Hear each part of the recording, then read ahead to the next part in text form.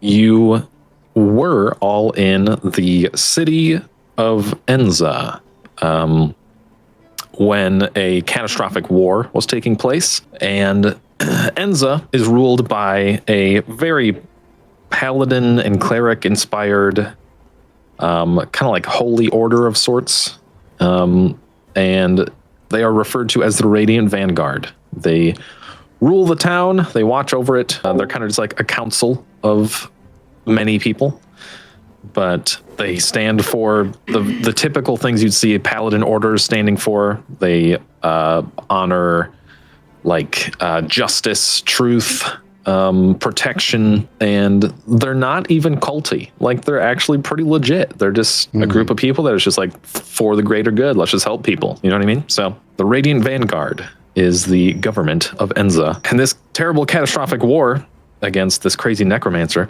named Vitrix, the very leader, the headmaster of the Radiant Vanguard, used every bit of his magical prowess to just like put up an entire arcane shield over the town when it was being attacked.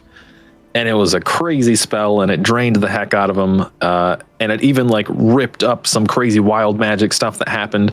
And the entire city was ripped from its current dimension and just like placed in an entirely different area. And no one knows what the heck happened. Like, no one knows where you are. You're just in an entirely new land, which is exactly why, under the Radiant Vanguard, there are many adventurers going out trying to understand the new world that they're in. You'll be exploring, in general, you'll be exploring a single hex of a map a day, and we'll show the map as we go. But right now, there's only one hex, and it's the city of Enza. So there's that. That's how things are kicking off. Oh, yeah. Nice. Okay. Yeah, exciting. All right, man, where do we start? All right, so you were given some instruction already. Each of you working under the Radiant Vanguard. A lot of the adventurers commonly meet up at the tavern, which is, generally, say where you are now, perhaps. But you're discussing the mission that you were given, which was basically just to find nearby, find the nearest settlement. It's like find somewhere where there's other people, and hopefully you're not just in the wild having absolutely no idea what's going on, kind of thing. Okay. So there's that. I'm less prepared than I thought I was, but I'll get there. Okay. You got this. You're doing great. I just forgot to pull up my soundboard, which we'll need later, trust me. I removed all my hotkeys, so I'm not going to accidentally fart at you guys. I was hoping for it. Yeah, no, we're professional now. No, that's definitely not true. No. No more farting. Not No more professional. farting. No one fart ever again. Kevin McSallen. So, yes. Okay, all right, cool. Got my soundboard pulled up. All right, so, yeah, so you're basically just tasked, go out, find the nearest settlement that you can. And so you do exactly that. The brave adventurers embarking on the first exploration journey through the Radiant Vanguard. Also, just a nice touch.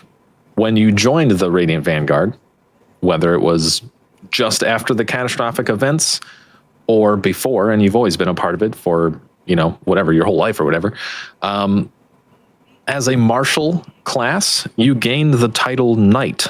And as a caster class, you gain the title Mage.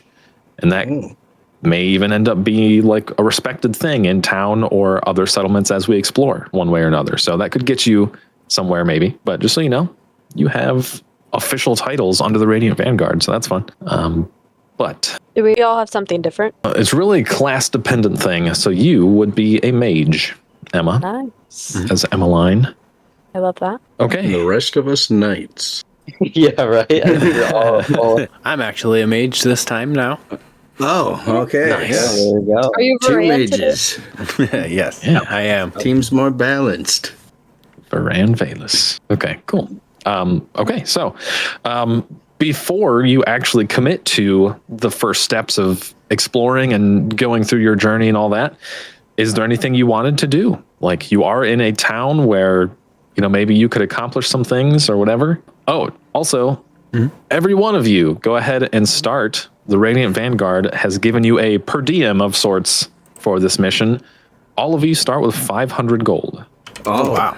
Oh, I paid we're up rich. front. Big baller. Yep. plus my Yep. 12 I've already got. How nice. 500 and look at us Right to the go. casino. Let's go. Cool. So now you've got some cash Through to the your name. mission.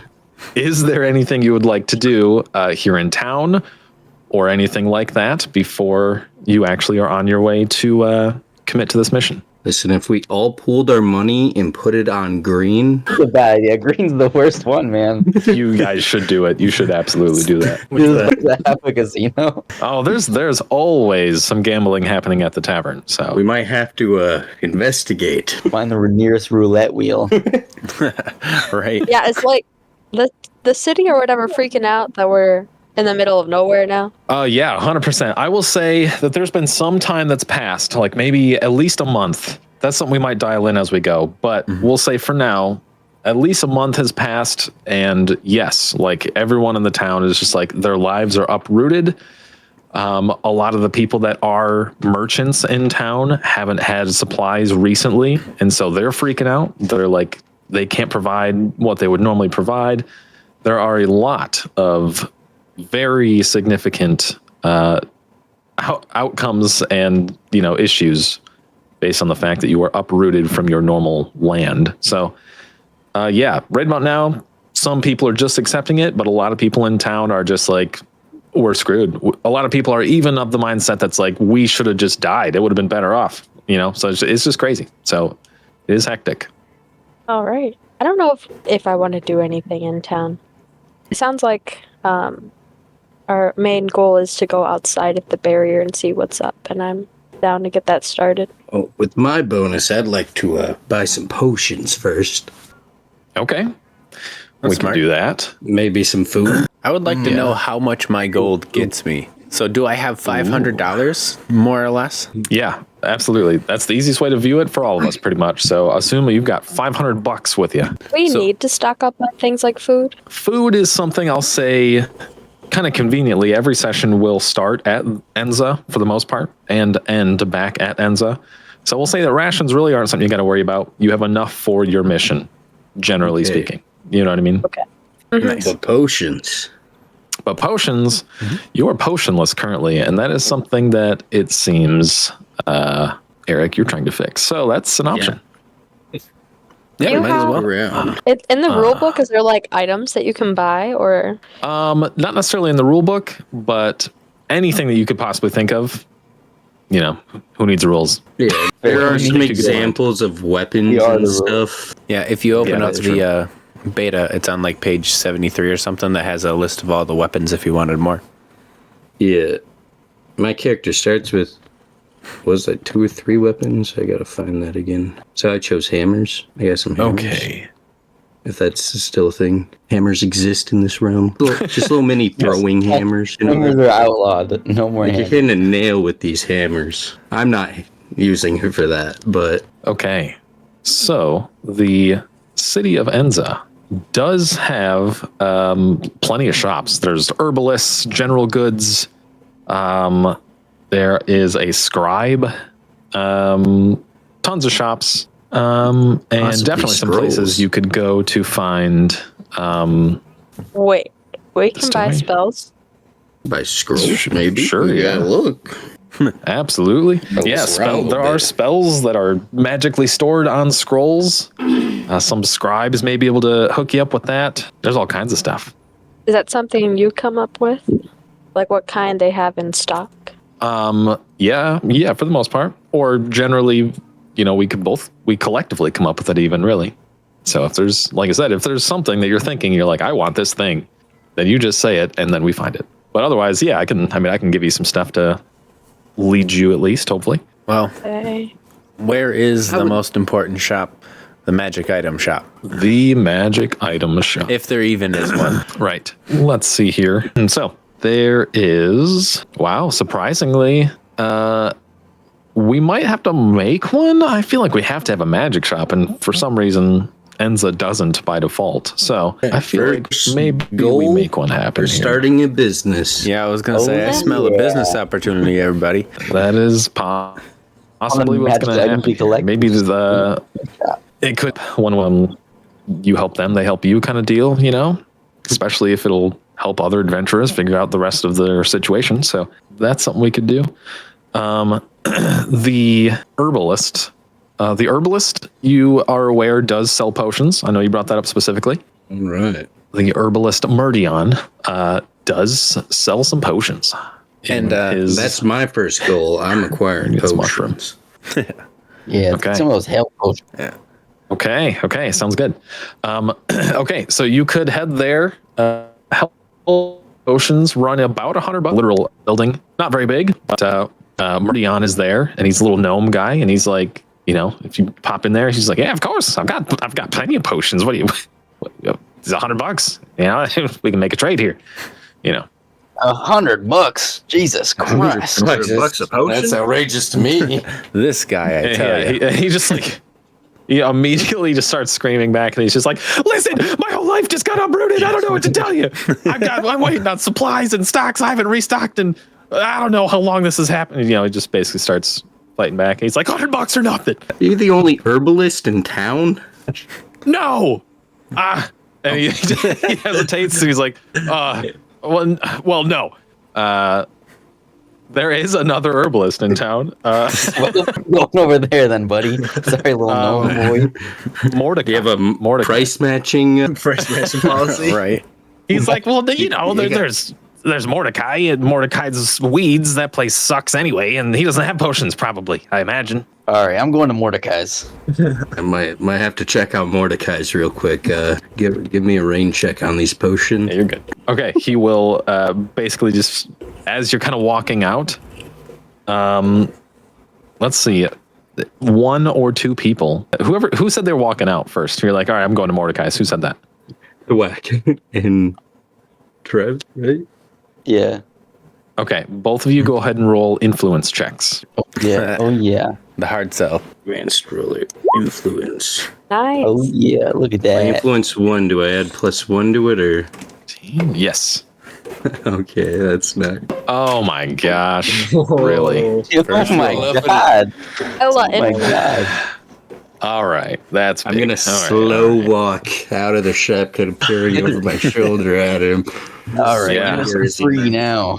Yeah. All right. See, this is a really good example of the fact that these aren't just one shots anymore. So this might be something that is incredibly helpful for your character, not only now but in the future.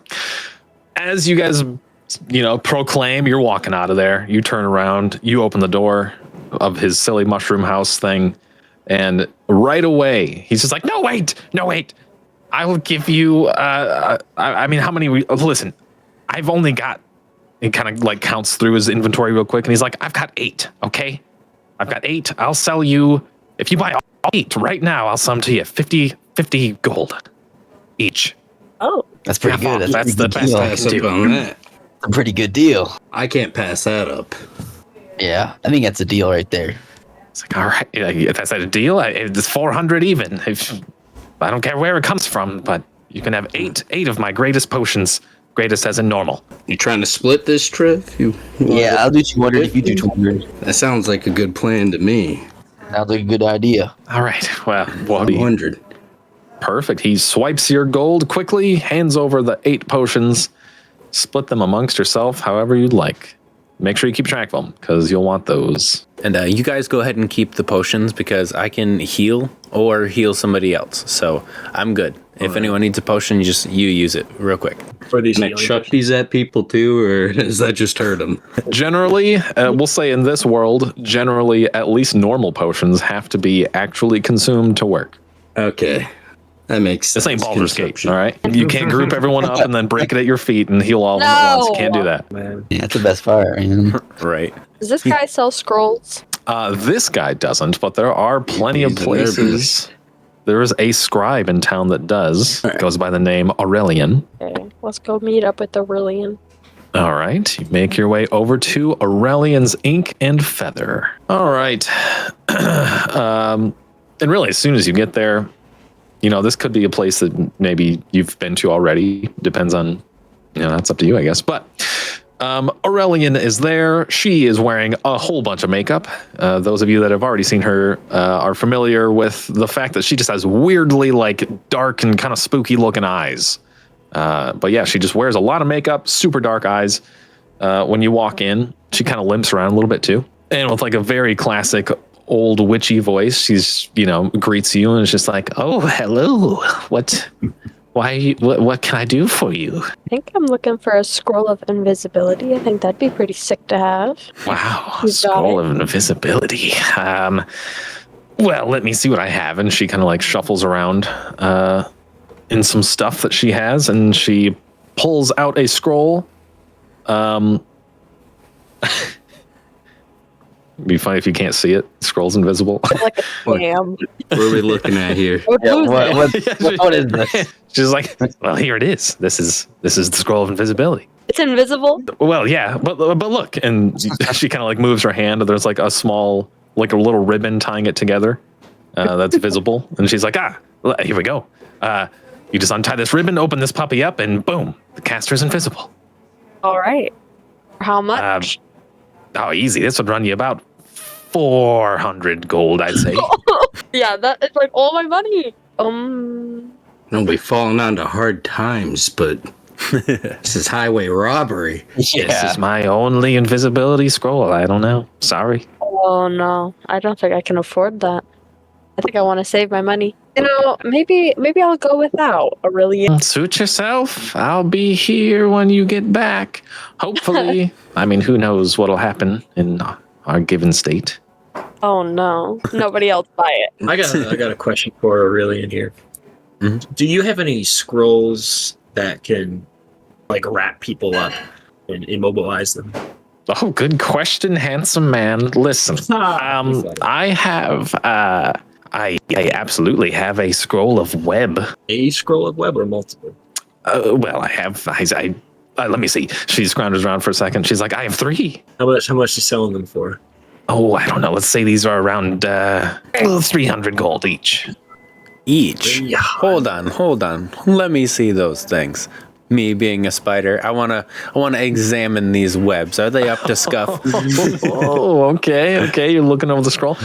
Go ahead. That's fun. We can make it a prime check or arcana check. Okay. They're both the same, so I'm gonna go with Okay. +3. Okay, all right. All right. Hey, that's not bad for 15. 15. Okay. That's pretty good. It's pretty good. Okay. So you look him over and you venture to guess, like everyone in this hard situation here in Enza. I would she's probably also upselling you a want to little bit. mention I have that spell too. Yeah, that helps too. Okay. Yep. So you can tell she's probably upselling you a little bit. They're probably worth closer to like 175 gold. Okay.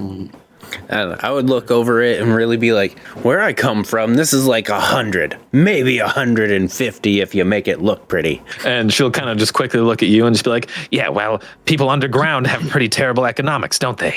Whoa. Whoa, what are we getting into here? What kind of shop are you running? And she's just like, "Listen, you obviously you were here when everything went down.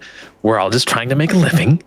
Do you want the spells or not?" But They were so she's giving a big talk. But Alex, go ahead and make an influence check as well. Okay. Not bad. Yeah, that one's actually a little bit better. 18. And 18. For my quite good. influence, I would probably look, right at Phoenix and be like, "Don't do it unless they take like half off." But like loud enough Okay. so that she would hear. That's like my influence. Okay, whispering. Okay. Okay, I hear you. And it grabs her attention, and she like looks you up and down and realizes that even though she's insulting you and it hit hard, it was like you're pretty obviously like you've got some spider genes going on in your beastborn form. So she's like, "Well, listen, I can knock a little off, I suppose. What if we put it at around 200 gold?" I'll buy one at All right, and hands you one, takes the 200 gold from you. Everyone, please make sure you're actually keeping track of the money, because I definitely won't be. Okay. Is there anything else you guys wanted to make sure you accomplished?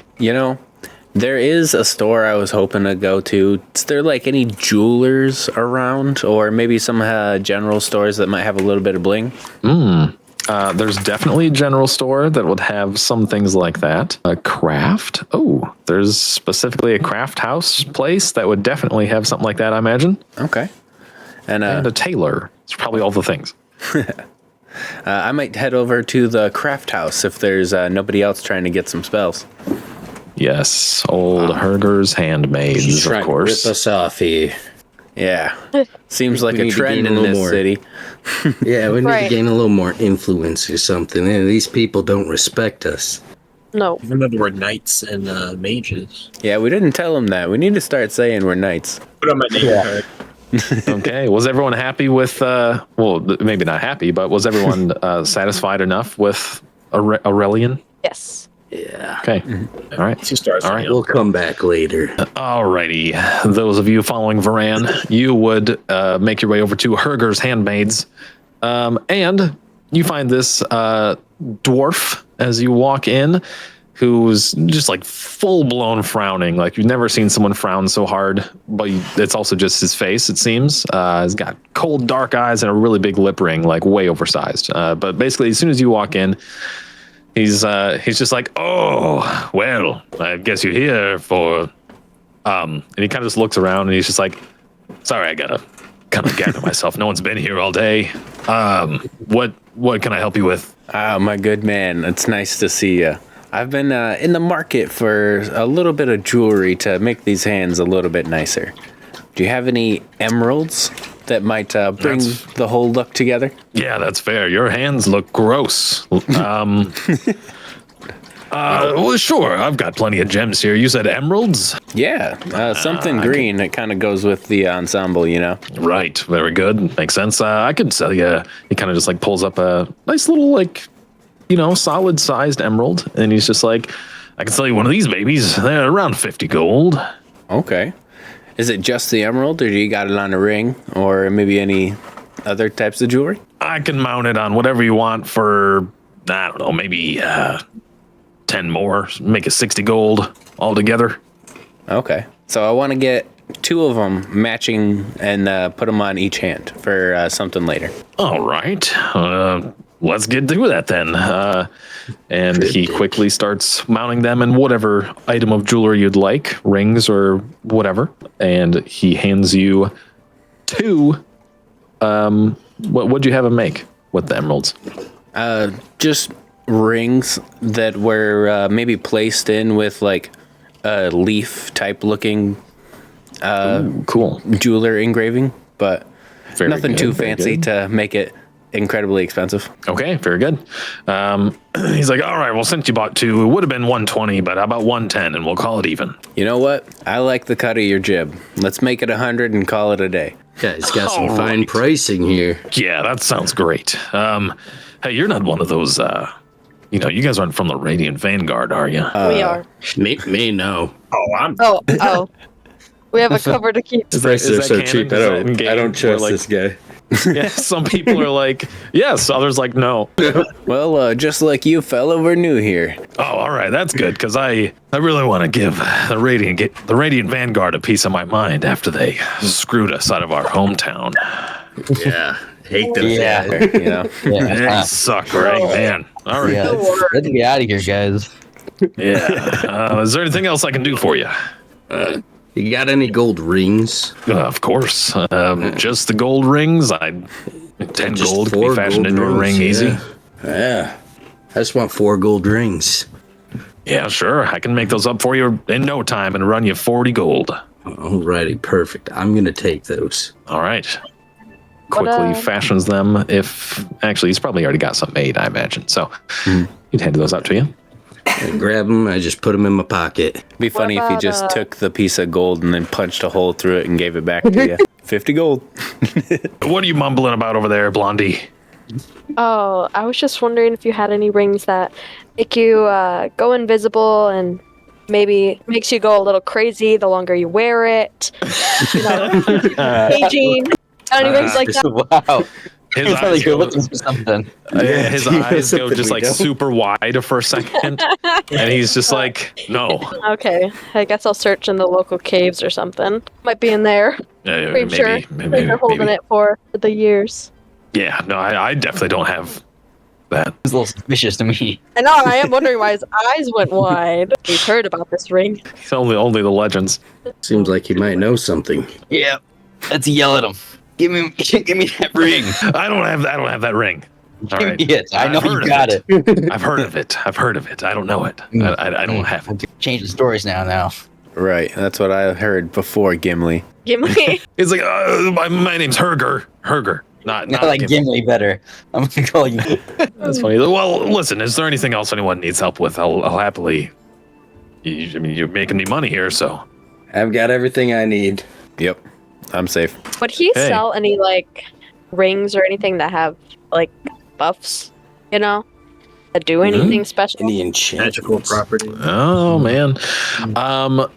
He will specifically tell you. He's like, I don't have anything like that right now, but I'm working on perfecting my craft in a way that I can imbue magical properties into things. So, maybe if you bring me some things that might help me out with that, maybe I could hook you up. But for now, I'm figuring it out still. Okay. All right. Well, thank you, Gimli. It's Yep. Surger, but you're welcome. Later, Sir You're a Gimli. good man. My name, and you're like walking out the door. He's like, my name's Herger Frotberga. Bro, How am I to ever remember that? So what Okay. was our job Anything again, else? everybody? Does anyone remember? No, I'll just keep shopping, guys. floor. We start. Very first session of the game, we started with a shopping episode. Okay, They gave us our money up front. that's true. That is true. Right.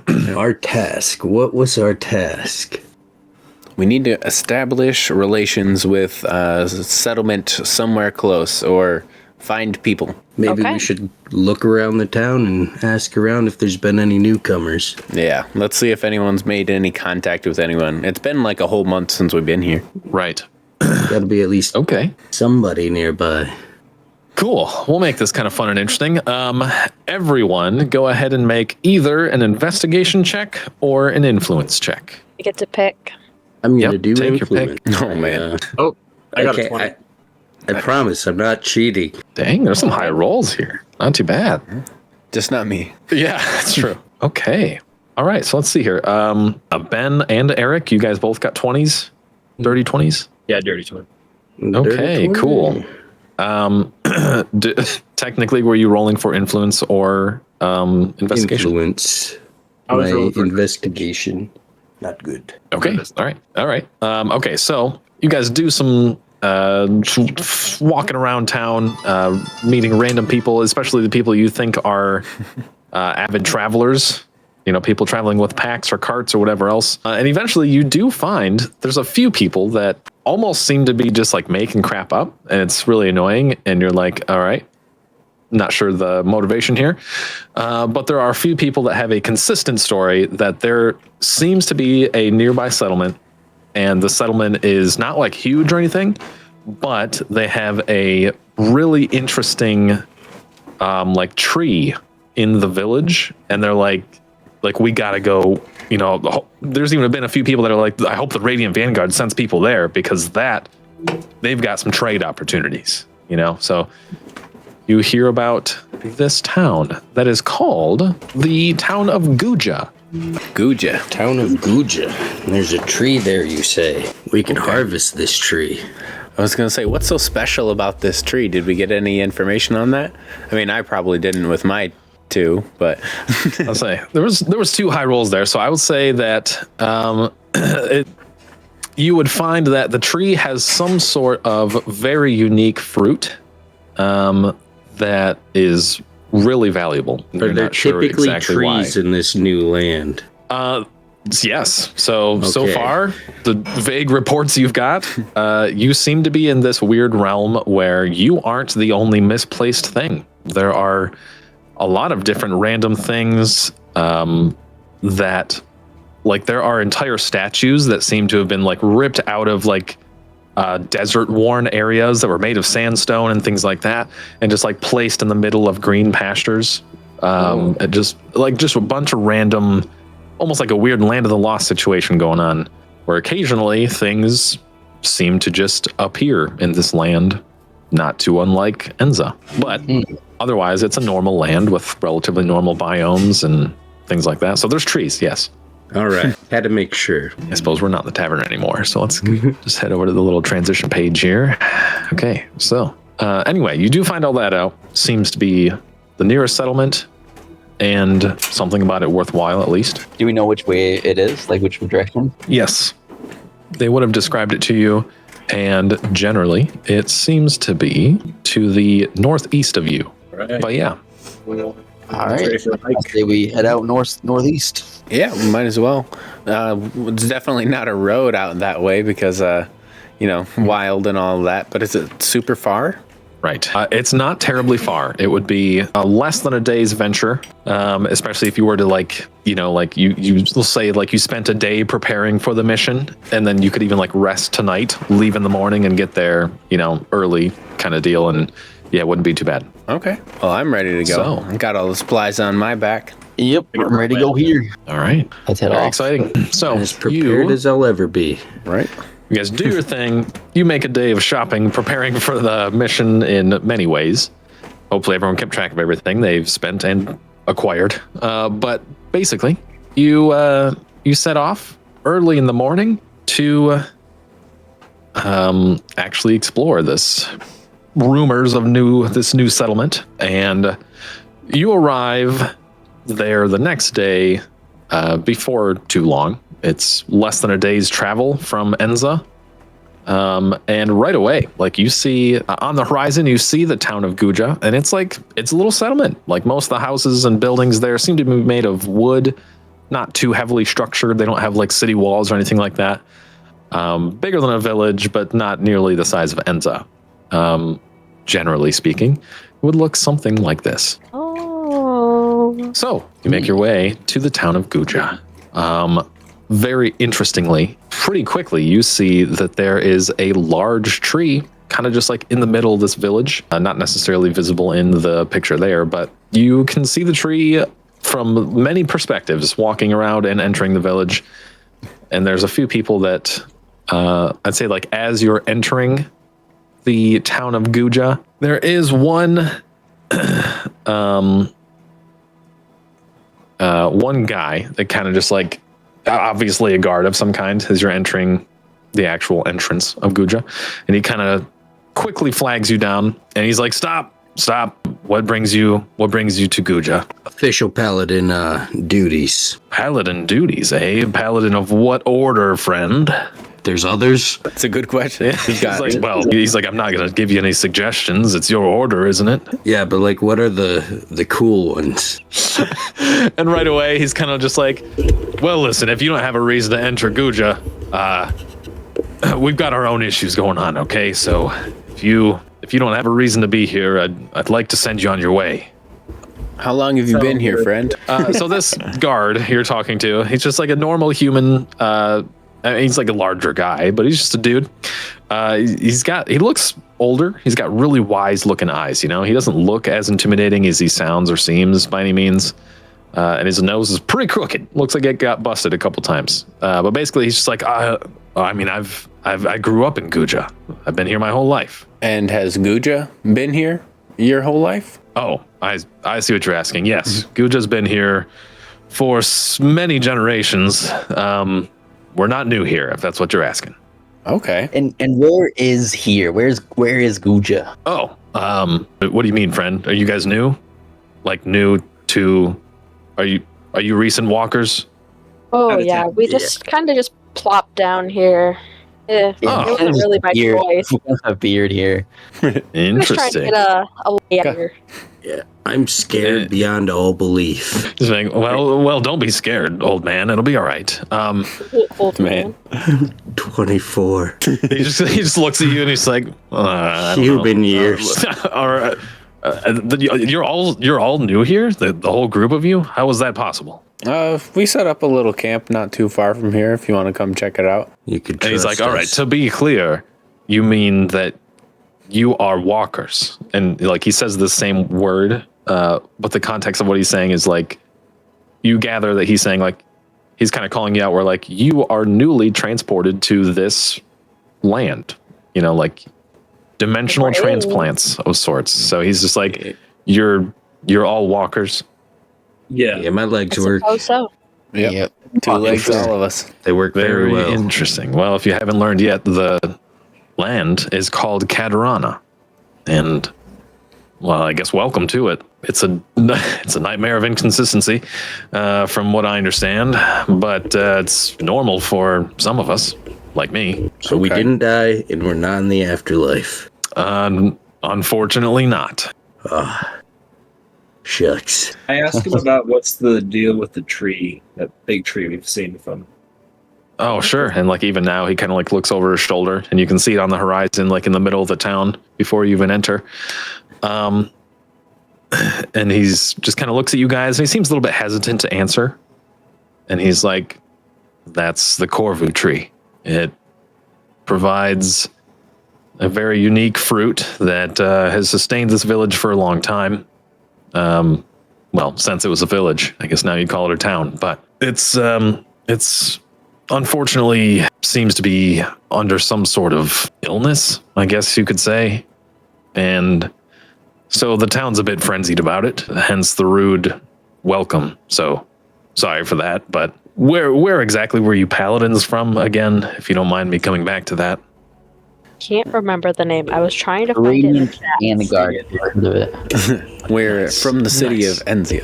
Okay. From Enza, Radiant Vanguard, he's taking it all in, and he's like, interesting. Well, listen, the truth is, if you're from a city, maybe you are one of our best candidates to help us. The Corvu tree is definitely under some sort of rotting illness of sorts.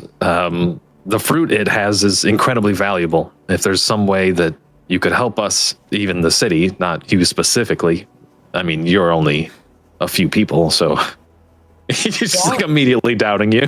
He's like, but anyway, if you could help us, we'd happily set up trade routes with the new arrivals of Enza, apparently. May we investigate the tree? Kind of looks you over, and he's just like, I don't know, are you going to mess anything up? No.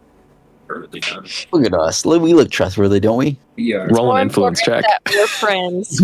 As an honorary knight, I promise I wouldn't hit that tree. That was very specific. Wouldn't hit it. That Anyway, tree. for fun, Evan, you were the first to say Okay. trust. So go ahead and roll an influence check just for fun. Okay, let's see if that does anything. Don't add anything to it. That's flat. Okay, 13.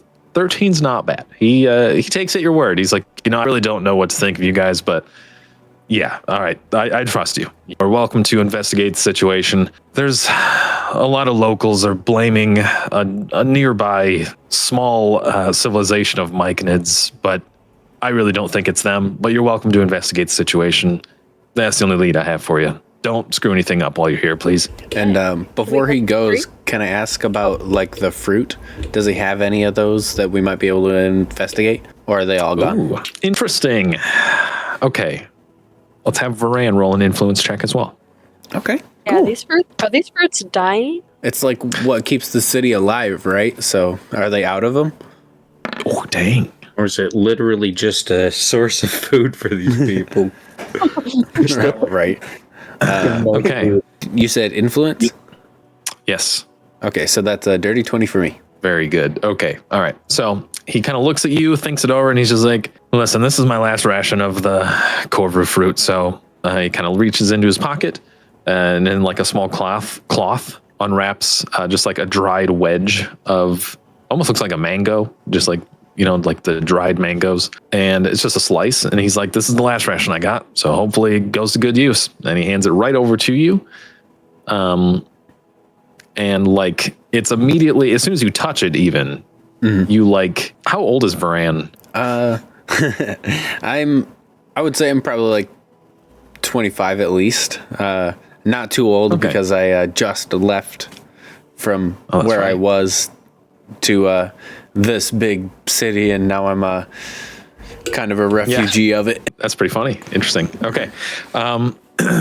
Okay, well, as soon as you touch the fruit, you can tell that there's definitely some sort of natural magics going on with it, being a druid. It's not your average fruit. Okay. Yeah, you can tell it's magical in nature for sure. And basically, I think, Emma, you actually asked, so I'll fill you in there too. But he's just like, well, it's not just that the fruit feeds the village. I mean, the tree produces a lot of fruit, and that's good, and it does feed the village, but it does more than that. I mean, it cures ailments. It will literally rejuvenate flesh if enough is consumed. Oh, And it's very valuable. We sell it on a couple trade routes to small caravans and things like that. But a lot of the fruit is rotting, and our supply of it is running very dangerously low at this point. It makes you young? Well, Or I don't know. like It younger? doesn't quite make you young, but it makes you healthy. Oh, okay. So these people are out here growing health potions. Pretty much. That's how it Are you sounds. sick? Dang. We gotta get some of that. Okay. Let me start I selling want for to 100 gold. investigate the tree. I've got good nature. Okay. All right. So, Emmeline, you want to head the party straight through this thing and right up to the tree and start investigating? Yeah. Everyone following along with that? As Emmeline trucks Oh, yeah. forward. Yeah, absolutely. I trust her. All right. Very good. Don't hit I won't. No Said one we hit it. wouldn't. I stand behind it. you. Promised. Okay. You make your way to this thing, this very large tree, and it is freaking huge. It's like the biggest tree you've ever seen. Except for, I don't know, maybe for Anne. You might have seen some bigger trees. You're a nature nerd. But anyway, this tree is very large. And as a vague reference, it looks something like this. Wow, look at that. Oh, It's massive. Nice. Yes, but you can tell Ugly from the fruit. picture. Yeah, you can tell from the picture the thing doesn't look quite right. And for reference, it's even bigger than the picture represents. Okay, so it's huge. But yeah, you can tell it literally looks like the tree has like gaping wounds that are almost fleshly looking in it here and there. It don't look right. Dang. that looked kind of funky. Yeah. You should go up and touch it, Emmeline. Yeah. Before Let me Said use you wanted whatever- to. before you do Yeah, that, I I want to know. help too. Yes, I think you and I should team up on this. Okay. Cool. All right. So, Emmeline, you approach this thing. Let's see. Varan, do you also want to make a check, or do you want to just give the D8 for help? So, I'll just give a D8 for help, but what it would look like is just me opening up my druid domain around the tree, and basically what that does is just make plants grow around me. So like a whole bunch of grass is starting to grow around the tree. Cool. And anyone who steps in my druid domain, I can heal. Just for future reference if we get in a scuffle. Okay. Cool. Okay. So you head up to this very large, obviously wounded tree of some sort. And Varan immediately starts sprouting these intense, like magical, just like intense magical foliage around the tree itself. And oh no, did it not work? Hold on, time out. I've got sounds. They're not working. Dang, the soundboard. Okay, time out. This is important.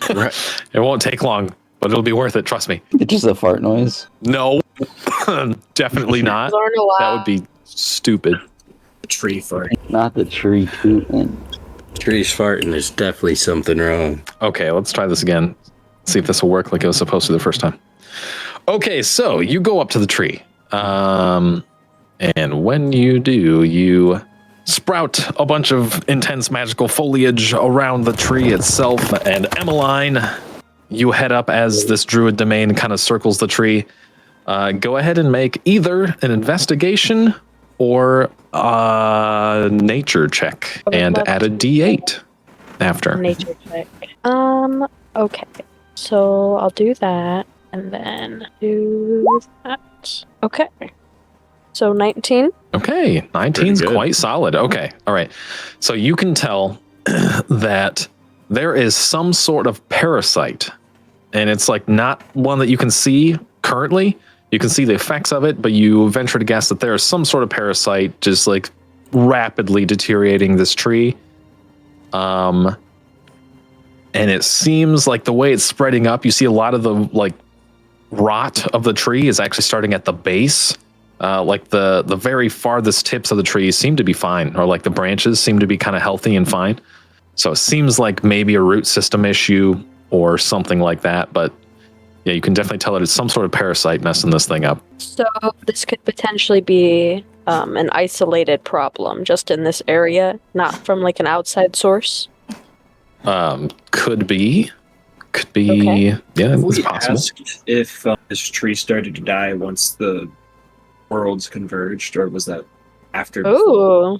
timeline? That's a good question. Yeah, that is. Generally, I'd say whether it's something you got from the guard or even nearby, citizens or whatever else, you'd be informed that the tree has only recently started rapidly rotting like this. Probably no more than like a week or two. Okay. What if we brought something back with us?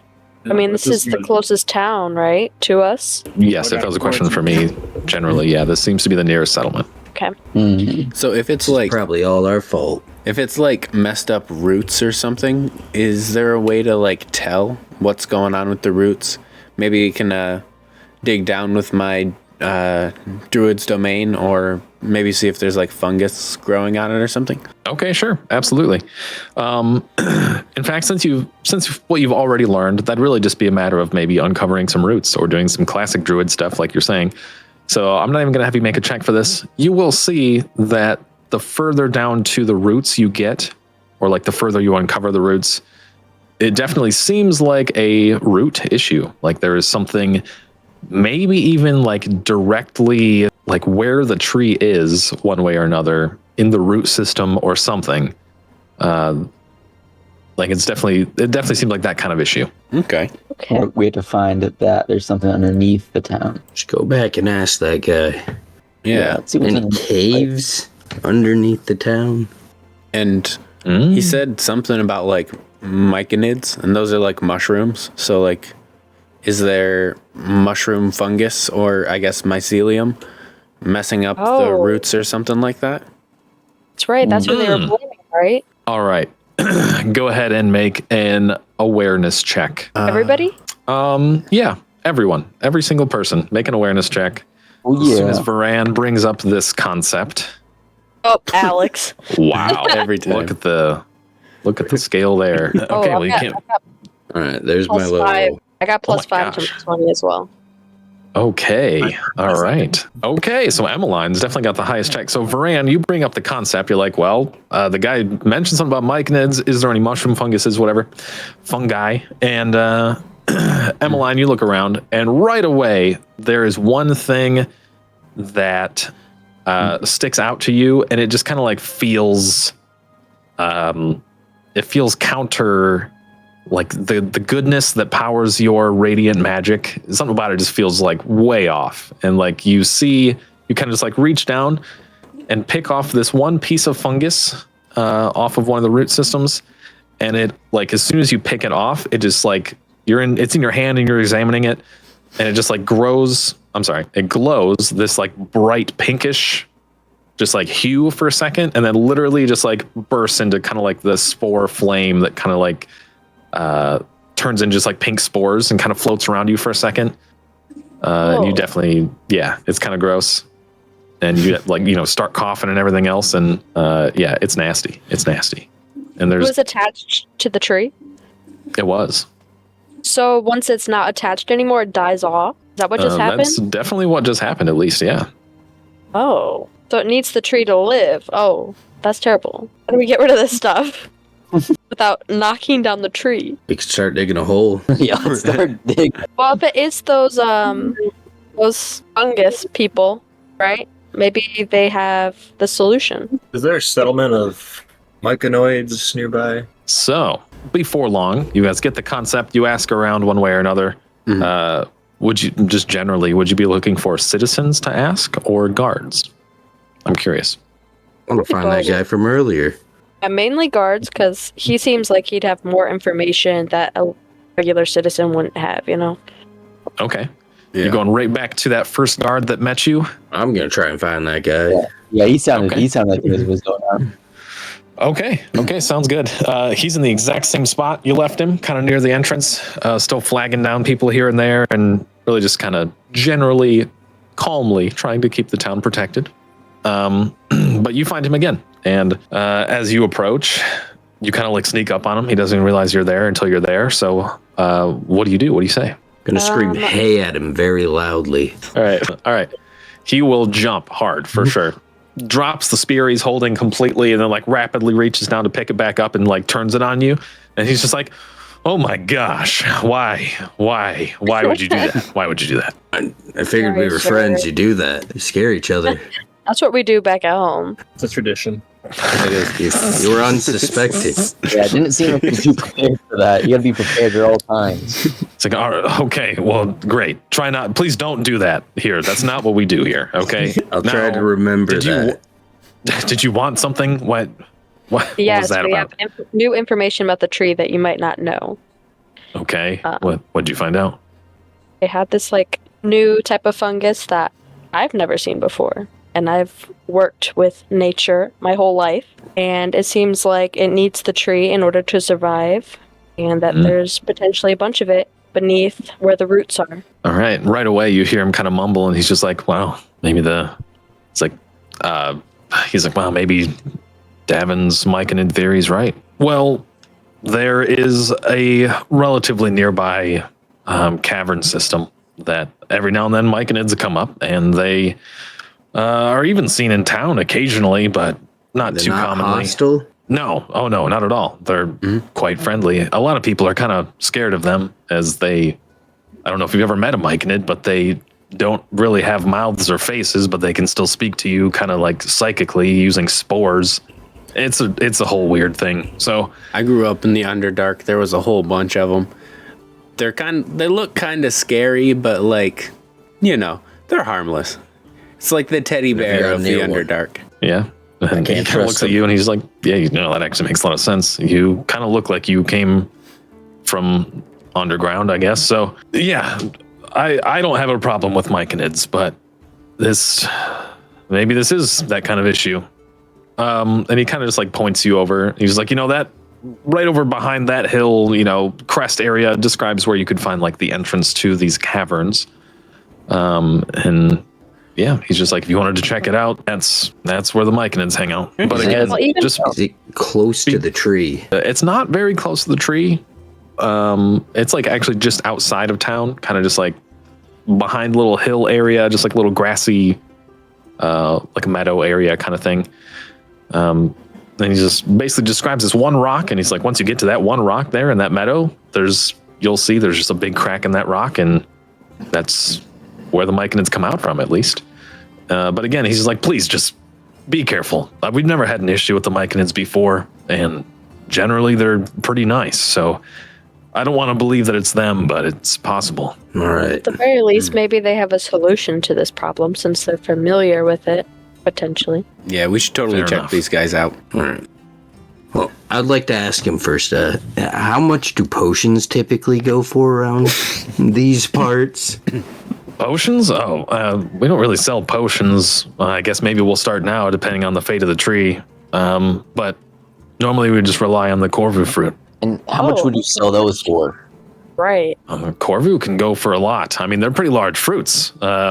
He's like, yeah, I mean, the good ones are like the size of watermelons, and we'll sell one of those, like a whole watermelon, for around roughly 100 gold each. That's pretty cheap, I crazy. feel. Yeah, I think we got ripped off, man. We get a whole watermelon for 100 gold. He's That like, thing could well, heal an elephant. exactly. Oh, yeah. He's like, as far as like potency goes, I guess you could say that one Corvu fruit is somewhere around the equivalent of a potion, so it evens out. But a very large one.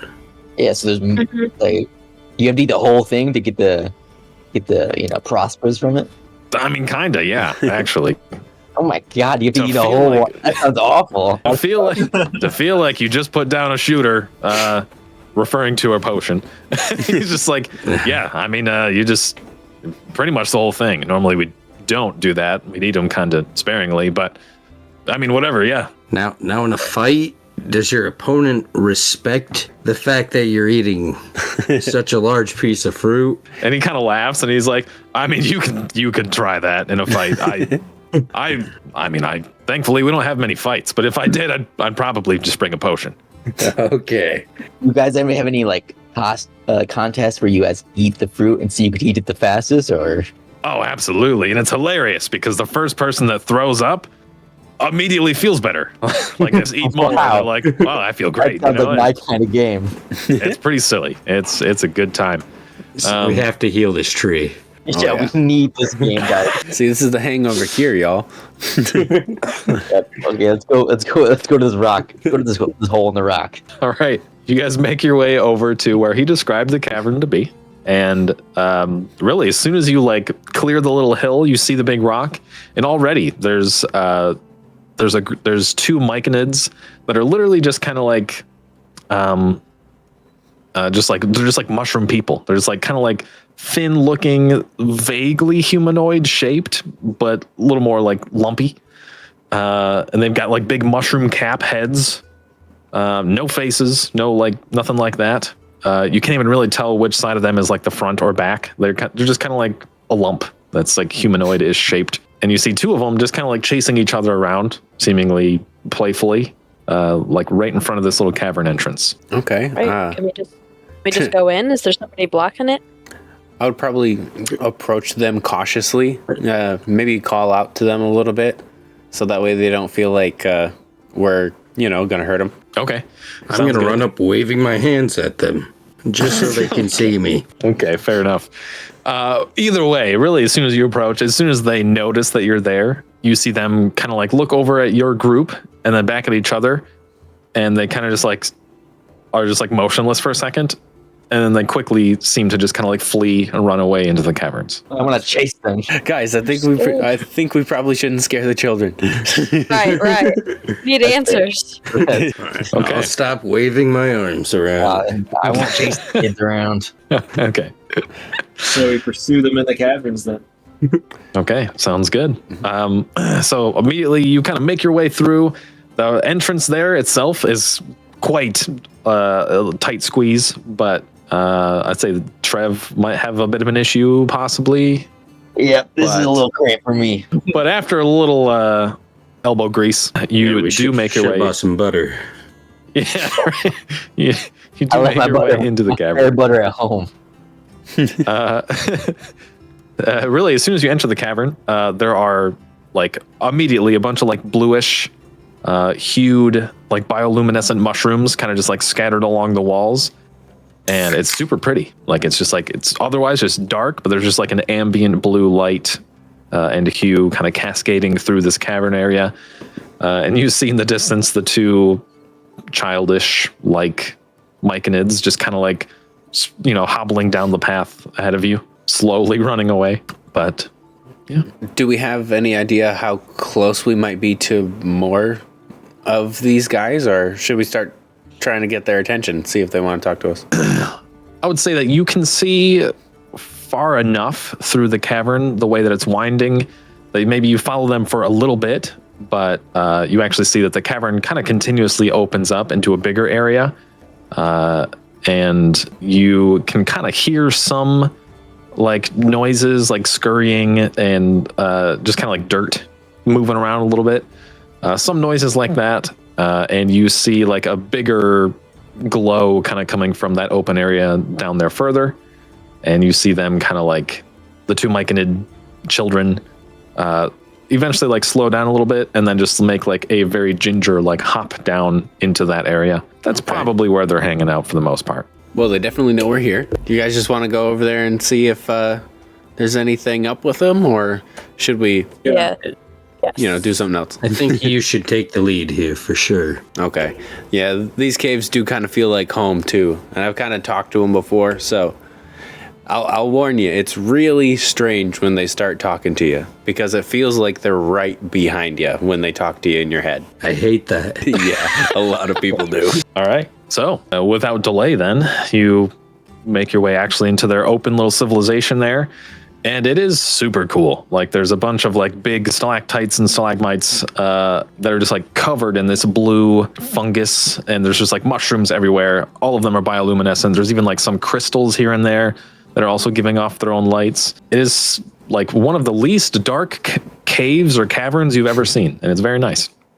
Varan, this is a pretty normal sight to you. Awesome. But as soon as you walk like to the end of the cavern where you can see this open area where they actually have their little grove set up, if you will, you are like immediately greeted with a voice, and it is exactly as Varan described. It is like 100% just like in your brain. Who disturbs our children? Oh.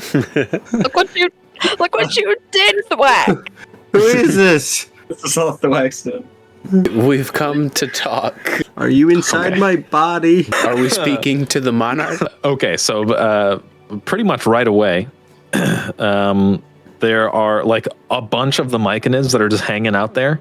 You see that like almost all of them are just like stop their moving and stop whatever they're doing as far as tasks go, and they're all just like looking at the cavern entrance to their little hangout here. They're all just like looking at you. And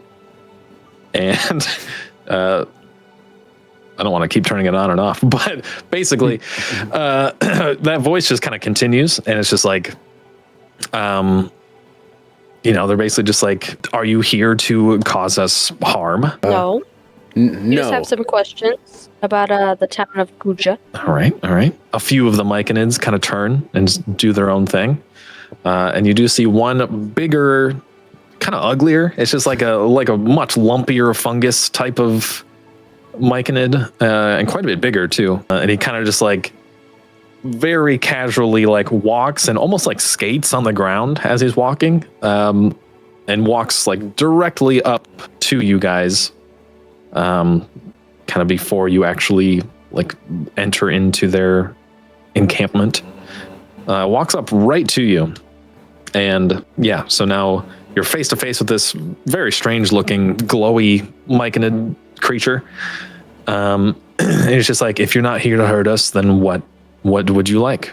What can we do for you? I think we've got some questions about the tree that can be found in the neighboring town of Guja.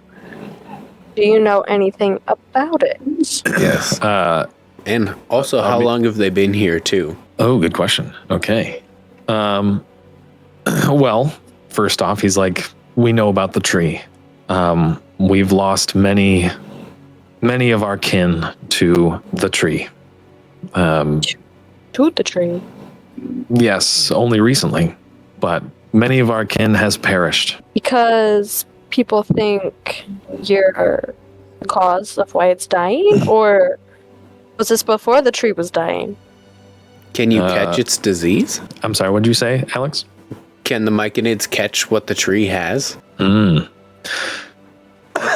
Okay, so the first question, Emma's question. People have already caused us harm.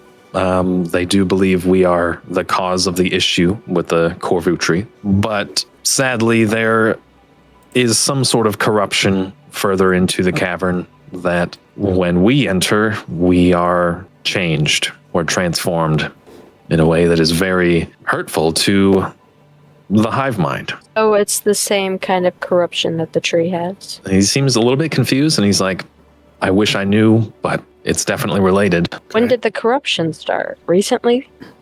Yes, very recently, maybe a couple weeks ago. Oh, so it's around the same time that the tree went bad. Okay. It's What does gotta the be corruption related. look like from on their ends when the Myconid? He will describe to you a sort of bioluminescence that takes place when they are corrupted. And he's like, it's a bright, unnatural pink color, Oh. and with like wild spores.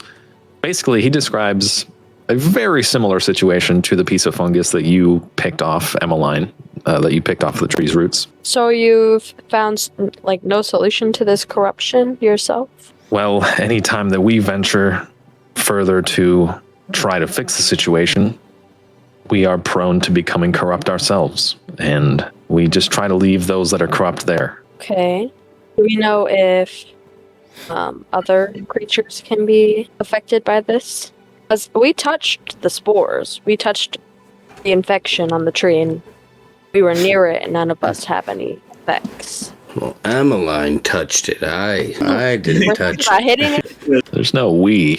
Oh, they were at least near, but yes, I did. That's true. I will say that if you were near enough, like some of the spores that came off of the thing as it kind of like dissipated, probably did, like you would have got a whiff of them. So technically, maybe you did all touch it. But either way, it doesn't really matter unless it does. Been But anyway, basically, this myconid looks at you, and you can feel that this myconid is just like peering into your thoughts for a moment. And before, this wasn't a thing. Like, it was just kind of like speaking to you like you were wearing headphones, pretty much. But for the first time, Emmeline, you feel that this myconid is like peering into your mind a little bit. First off, do you do anything about that, or do you just kind of see what happens? I'm gonna see what happens. I trust this guy. I probably shouldn't, but okay, all right.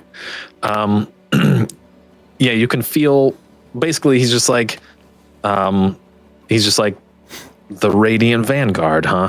And you're all very confused and scared. I see. Well, it seems we share a bit of that emotion.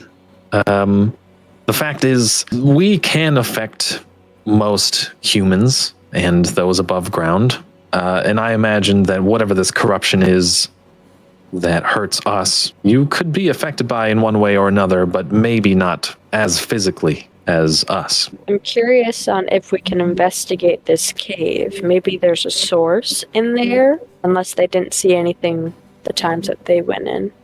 And I also want to ask this guy, are the corrupted ones still a part of the hive mind? No. As soon as they become corrupted, our connection with them is severed entirely.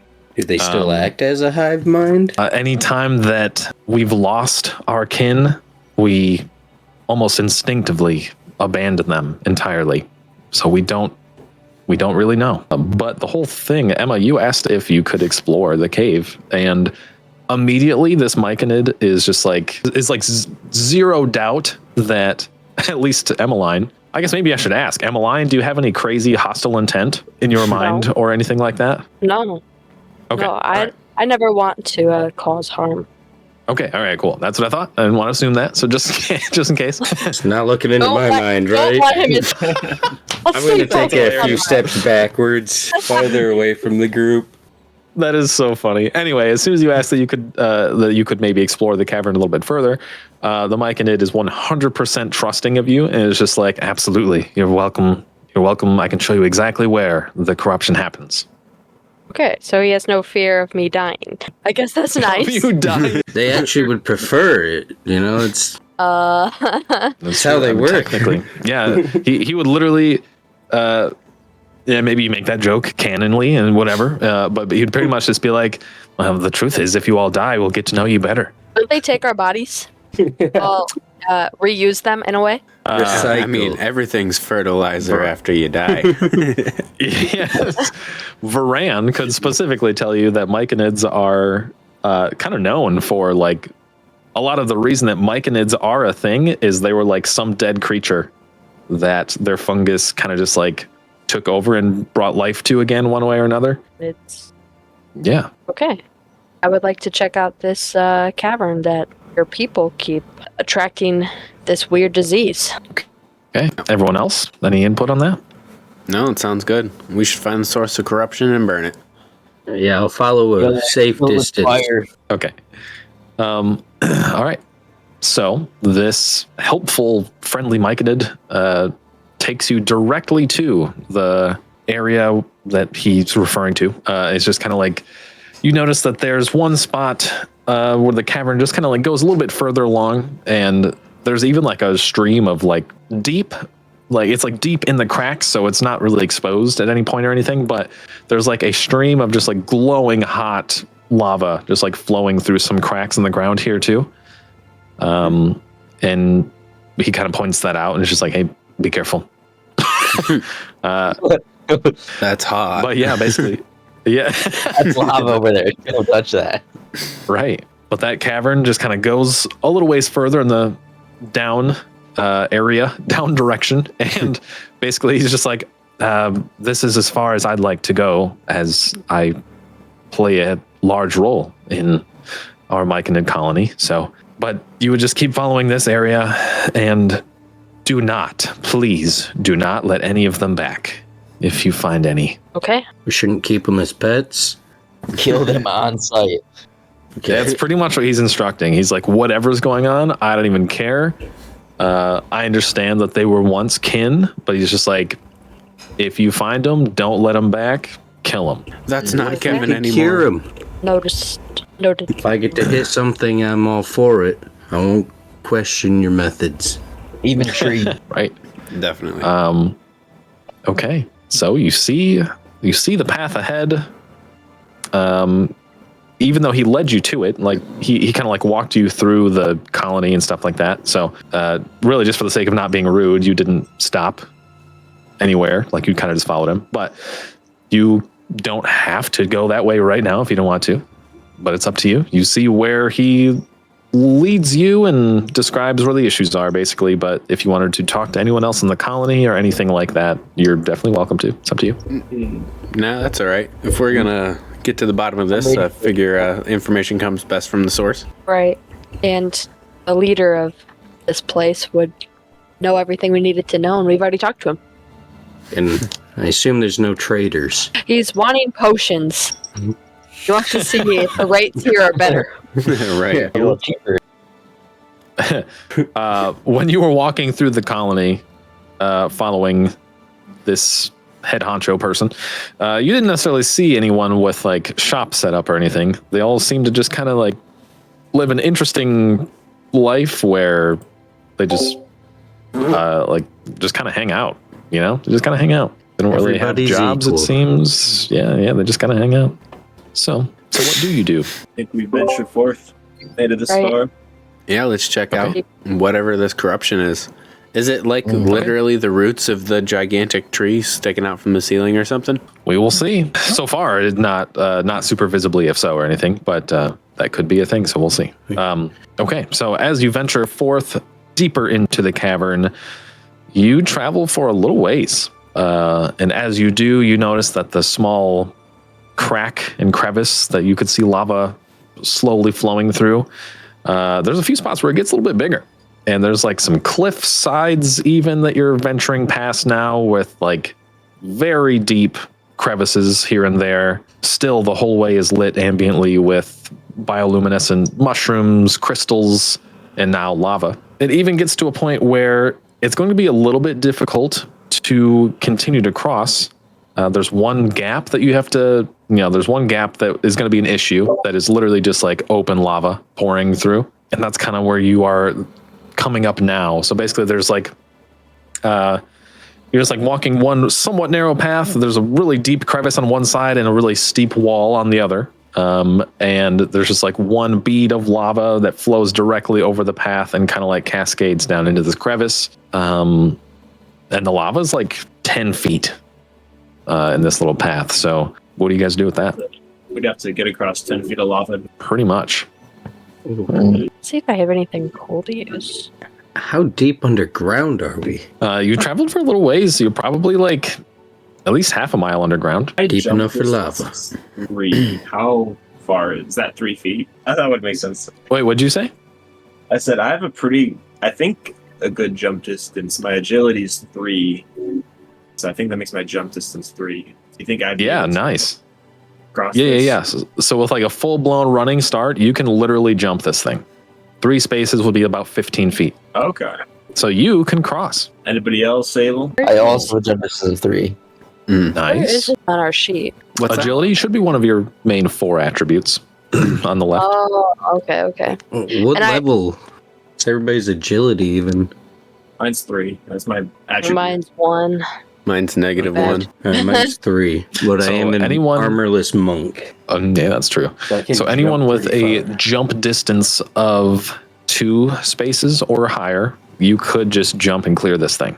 The rest of you will have to find another way, or collectively. Do you need us to throw you across? Yeah, I feel like I could be thrown. I feel like the elephant could throw her. Yep, let me throw ya. Awesome. Very fun.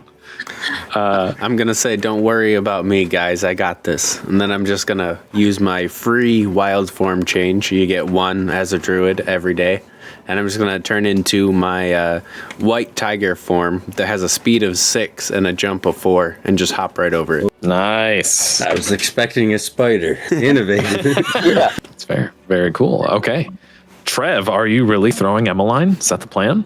Yep, let's throw her. Let's see how far I can launch her. All right, very Phone fun. aim for the lava. Yeah. Over the cliff. Okay, pretty cool. Okay, Trev, I'll say that Emma's doing her best to help you, so you'll get a help die. But Trev, go ahead and make a might check or athletics, technically. I'll do it. All right, let's see. I get a +5 to this. You can't fail it. All right. Okay. Then I get a What's D8, the right? I get a D8. Yep, then a D8 as well. Yep. All right. All right. Oh. Okay. Nice. Wow, huge. Okay, awesome. Very good. Trev, you are able to, with the help, it looks like a cheerleader launch, basically, where you just literally so gracefully just throw Emmeline to the other side. Emmeline, you do like a cool front flip and just land 10-point landing. Freaking nailed it, crushed it. So you're totally fine. You're over on the other side now as well. Is Trev able to I'm jump? clapping for them. Yeah. Yeah, I'll be able to jump across. Stay safe. Okay, You nice. said You I can didn't jump do anything across. cool to get over. We crushed that lava. The lava didn't stand a chance. No, it did not. Right. Cool. We spit at that lava. I spit in a So lot. everyone did make it across. Is that true? Yeah, I jumped. I'm jumping. I Nice. got 4 distance. Oh, sick. Okay, perfect. All right, cool. You all made it. Very good. Okay, so you travel. That was the biggest issue, really, most of the way. You travel down further until this thing leads you to this, like you see an opening. And in this opening, you see one very large, just like, it looks like there's just like streamers hanging down in front of you. And it is many very small roots attached to this massive root system that's just like sprawling across the walls and things like that. And yeah, you see this opening where the lava kind of flows through. There's a bunch of patches of bioluminescent mushrooms and things of that sort. These tree roots. It does definitely seem like these are the tree roots of this massive tree, likely directly above you now. Oh, so we're finally below it. Yes, there's a few things you're noticing. The air in general through this area, it's getting a bit harder to breathe. It's freaking hot down here. Ironically, the lava is heating this area up and keeping it warm. But yeah, the air is getting a bit harder to breathe. It's a little bit harder to see even. You're realizing that a lot of the ambient light is getting caught up in this purplish, pinkish mist in the air. We I don't think we should breathe that in. Yeah, they definitely told us not to breathe that in. Did we do like one of those domains? Would that get rid of the mist? I do have the fog cloud spell. Could I push a fog into a space that maybe the pink poison is in? Interesting. The concept could work, especially in like a concentrated area, like a fog cloud would cast for the most part. That could work. That could be a thing that can help you out. I will say generally, this like mist or whatever it is kind of like all over the place. So fog cloud might be able to work in the area that it's in, but it won't necessarily save you in this situation from like breathing in completely, because this mist seems to be everywhere in this cavity now. We just got to move quickly, I think. Yeah, I might try something really quick before we get in there and just light off one of my dancing flames. Just a little floating flame just to see if it's explosive before we all get covered in it. Okay, sounds good. As you're kind of like staying up in the cavern trail enough that you're a little bit out of this mist still before you test it, of course. But you do apparate this dancing flame and kind of just like linger it down into the mist a bit. Seems not to be really affected at all. Seems fine. Good. Can I do another nature check to see if I can find any new information about this? Absolutely. Go for it. Right. Oh, well, that's not great. Before it's too late, would anyone like to help with that? Yeah, I can help with the nature check. I'm pretty good with it. That makes sense. Okay. Would you like to make your own check or add a D8 to that one? I'll probably make my own this time, since I can. Sounds good. See Go what ahead. you rolled. Still not Plus much 5? better though. But 15 for me. Okay. I added 15. See, Alex, just if we need it, I don't know. 15 will cut it, and I'll say that you've already got all the help you could with 2 checks anyway, technically, but 15's enough to cut it. So you learn, you're kind of like, you see the way that this mist is moving around, and Varan, you know myconid stuff a little bit. This mist is definitely spores from something. Very similar to how the myconids are able to communicate with each other and have the hive mind situation. That kind of like opens them up to have psychic abilities with each other. These are definitely spores floating around in the air. And you don't think that they'll outright hurt you just like being in them. But you know that myconids can use them to do some things occasionally, perhaps. So I wouldn't say that you feel completely safe, but you're not gonna suffocate by being in them or anything. Do these spores have like a source? Definitely. If you were to venture a bit further, now that you know you can technically breathe in the spores, you would see maybe even just like a couple more steps, really, not too much further. But you see the cavity on the bottom kind of open up a bit further, and you see that there is just like one, just like big bushel plume of a bunch of like purplish, pinkish mushrooms that are much larger than the ones you've seen so far, and they are directly under what seems to be like the main root system of the tree, and you see that they look like they're just smoking, like purple, just like a fog coming up off of them. Looks like that's probably the issue. Okay. So I'll probably just look at the pink mist and be like, it will only hurt you if you're a plant or you got a weak mind, and then just dive in the pink mist, and hopefully everyone will follow. Okay, sounds good. I'm with you. I'm coming. I don't have that strong of a mind. That's awesome. Do I follow? All right, so Varan, you quickly make your way down this cavern, and it's really like an area you kind of like slide in along the side, where it kind of like, you know, there's a bit more of a depression there, and you slide into this little crevice area. Whoops, and you're like at this kind of like flat area, right? It looks something like this. Okay. So, as you all, are you all going down there? Yeah. I have good Right. mind. I'll put my shirt over my nose and follow after. Okay, so you all make your way down into this crevice area, and really, like, okay, as soon as you like hit the flat ground here, it's much easier to see the mushrooms, and like I said, you can just see like there's just like a mist that's just like pouring off of them. But right away, internally, you're met with a voice very similar to the myconids, but a little bit different. You've made it to my lair. So clearly So there's friendly. something alive down here. Yep. They seem pretty chill. It's time to move on. Sorry. Yeah, this isn't my bedroom. Welcome back to MTV Cribs. And you see this bushel of purple mushrooms before you even realize it. One of them stands directly out of the bushel and like takes a step out of it, and you see, well, here, let's do this. Ooh, You see this very spooky guy. very Kind spooky of guy. stands up out of these mushrooms, and you see that there's this like purple mist is just like pouring off of him as well. Why my glove? Hey, sorry about that, bud. What happened? Sorry, so sorry. Stand by. That's not Phoenix. Wait, who's this guy? Don't worry about that. Phoenix look a little different to you guys. Okay, there we go. Sorry. Feel free to position yourselves anywhere on that side of the lava. But basically, you see this creature comes out of this purple junk, and his voice is much less friendly, and he immediately just kind of like continues. You feel that he's just like peering into your mind a little bit, like all of you, not like doing anything necessarily, but he's like invading. He's not being friendly. He's just like rudely in your mind bubble. First off, what are you doing when this is happening, if anything? I try to resist it. I don't want to burn into my mind. Okay. Yeah, same. All right. Big time resisting over here. I'm gonna question it. Okay.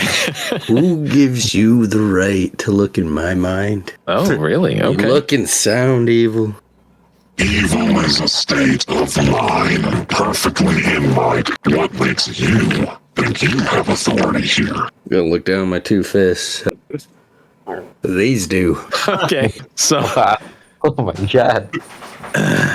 and basically, he's just like, "Well, you're wrong," and you notice pretty much just like out of the ground, they're just on the other side of the lava.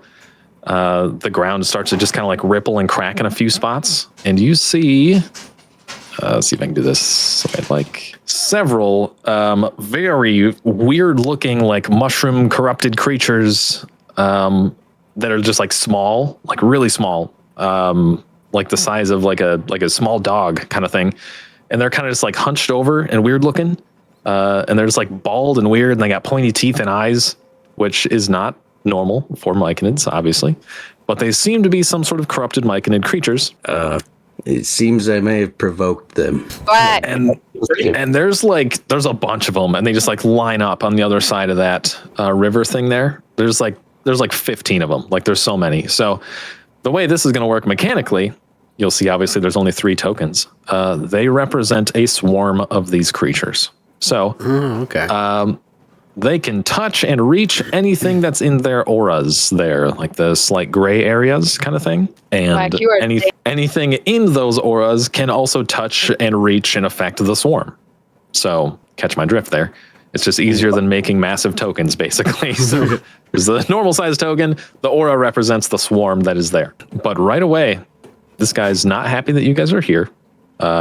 Just like summons these swarms of corrupted myconids out of the ground. Now what? I feel like we didn't get enough answers from this guy. I want to know. Well, clearly, he's the reason that the tree is dying off. Does he get something out of this tree? Like, does he benefit question. off of this? Is it like sucking the life out of it, or? Right? I guess get you. it's all connected. I get you. Okay, so that's interesting. Do you want to ask some of those questions, or do you want to just maybe make some checks to look around and see if you can understand that? How would Emmeline approach that, actually? Well, I feel like I've made enough checks. Wise, I've got as much as I could, just based off of observing. So I would like to question him now. Okay. What do you ask him specifically? Maybe shoot. I don't know what specifically I want to know. I think just like if. Oh, was there an idea? Ask him what he's doing here. I don't think he likes me very much. If you want, I can ask. I You have know what, Varan? Go right ahead. I believe in you. I have a little thing called plant knowledge that lets me, while within forests, jungles, and swamps, you have advantage on survival checks. Additionally, you have advantage on nature checks, made to recall information about plants. So maybe that could apply. Wow, that's great. That's wonderful. All right. I would totally ask him, like, yeah, does what is he doing here? What does he want? And I might also try to extend my druid domain a little bit to sneakily set up some area around myself for protection. Interesting. I will say, I'll give you this. If he spots you doing that, you've already ventured a guess that based on some of the things he said and what he's doing, this guy's very territorial. So if he sees you doing that, just being a nature boy, you know that he might be super triggered if he notices that you do that. But you could totally just like try to still do it and do it stealthily, and we'll see. You know, maybe it could be a little bit of a contest to see if he even notices. Okay. Or you could just focus on the question. What do you want to do? He looks away. Right. I still want to place it out, so I'm gonna try to do some head games with him. Hopefully I can distract him a little bit with this telepathic talk, I guess. Okay, I get you. Well, let's start with the conversation then and see what happens. So you're asking him, what are you doing here, right? Yep. Something like that? Okay. So as soon as you ask, I know that voice is awesome, but it's actually kind of hard to tell what I'm saying possibly at some point. So for the big information, here we go. Basically, as soon as you ask, what is he doing here? He's like, we've been evolved. We've been evolved and we are better for it. And we're just trying to progress that evolution. And you notice that like any casters which I guess is just Emmeline and Varan. You notice after he says that there's just like a weird, just like, I don't know, the air is just kind of like damp with magic. Something feels a little funky down here. And it doesn't feel like some stable thing. It doesn't feel like something that anyone's in control of necessarily. It's just like a weird mixed cocktail of maybe just like wild magics that you're kind of just like sensing around you. Can't really make much of it, but basically, yeah, this guy's just communicating. He's like, we've been involved. We found the deepest, most sacred part of this cavern, and we're better for it. Like, we've been rewarded. And so we're trying to buy into that power and, maybe even share it with the rest of the world. And so you see, he kind of like looks at the mist coming off of this bushel of mushrooms up into the branches and kind of just like, you see, it's kind of like weird and gross the way he just like cocks his head up to like look up at the branches and then like back down. And he's just like, then no one will stop us. Oh, really? I don't like that. We've got 5 adventurers ready to stop you. Was I able to extend my domain a little bit while we were having that conversation? Go ahead and make a stealth check. Okay. And I'm going to roll not on roll 20. I'm not fudging any rolls. I just think it's more exciting that way. Okay. So I rolled a 3, which brings that all the way up to a 2. Okay. I have a -1. Well, I'll try to keep this exactly where it was when I rolled it. I don't know if it's easy to see. I'm using a coin right now. But basically, he rolled... goodness. He rolled the very top number there that the arrow is pointing to. He rolled a natural 1. He was very, very distracted with the conversation and proud of describing to you what this situation was. So he did not notice at all that you have spread your druid domain, maybe even exactly where you'd like to, because he rolled a natural 1. If you want to like fully extend that thing somewhere, feel free to draw it out. Okay, definitely. Yeah, he absolutely did not notice. Did great distracting with the question. And for me, it'd be funny. Go ahead. No, I was gonna say I would hope that for me, my team knows that that's my cue. We're good to go. I'm ready to fight. The domain's out. Yeah, I will say humorously, you rolled pretty bad on your stealth check, so I'd say humorously that you make a lot of noise summoning. It's just like so, like the whole situation where it's like just like crap, just like moving around. It's just like things. He's just that oblivious. So like, yeah, your whole teammate, your whole team is just like, oh, look at that. Also, before we get into this, can you guys see the grid well enough? It's a hex grid instead of squares. Yeah. Okay, everyone sees that fine enough? Okay, just making sure. Okay, so now what? You guys got the cue, got a little bit more information. What are you doing? I've got no more questions to ask. I have no more questions either. I think we know what we got to do here. Yep. All right. Everyone go ahead and roll for initiative, which will be a D20 plus 4, just like an attack check. Boy, D20 plus 4. I don't know why I did that. Wow. Oh, Interesting. Hey, I got a good one. Alex with the nat 20. Right. Oh, there you Emma go. and Alex swap rolls there. Yeah. It's all the grass around him now. Yeah, that's right. Okay. So let's see here. Varan, you have advantage on the first check that you'd like to make, my friend, Nice. due to your natural 20. And Emma, unfortunately, you have disadvantage on the first check that you make due to your natural 1. Dang. I'll try to See, leave I those actually, little... that first roll was like weird. I clicked a button, so I don't even know why it looks like that, but yeah. It's actually really cool. It's inline rolling. So you guys will notice the dice roller thing open, the dice thing open. Just beside the GM roll, it's like the first button. It's like 3 panels in a square called inline dice. If you click that when you roll, it just like skips all the text and just shows the result, which is kind of nice actually. I think I'll probably even turn that on, just a little bit less clutter. Okay. It doesn't That's the say thing, just rolling click D20. It does if you hover over it, but otherwise no. So like it still shows what you do, which is nice. So Interesting. I like that. A little less clutter in the chat. Anyway, okay, yeah. So anyway, Varan, you friggin' crushed it with this initiative check. So you guys definitely are able to act first. I want to try something new here too. You guys can go in whatever order you want. Vran, if you want to go first, you've definitely got the, you like the choice to go first. I'd say his yeah. initiative. I'll definitely go first, but I'll set up the environment for you guys, I hope. Yeah.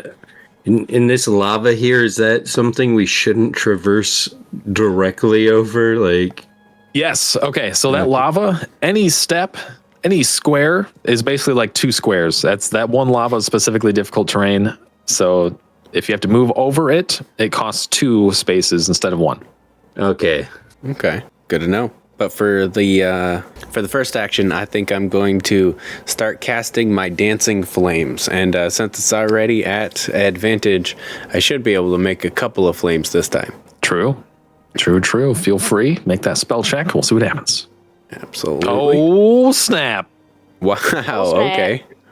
It's feeling really inspired from all that grass. Yeah, for real. I don't even need to do the one at advantage. Can't get it any higher than that. That's true.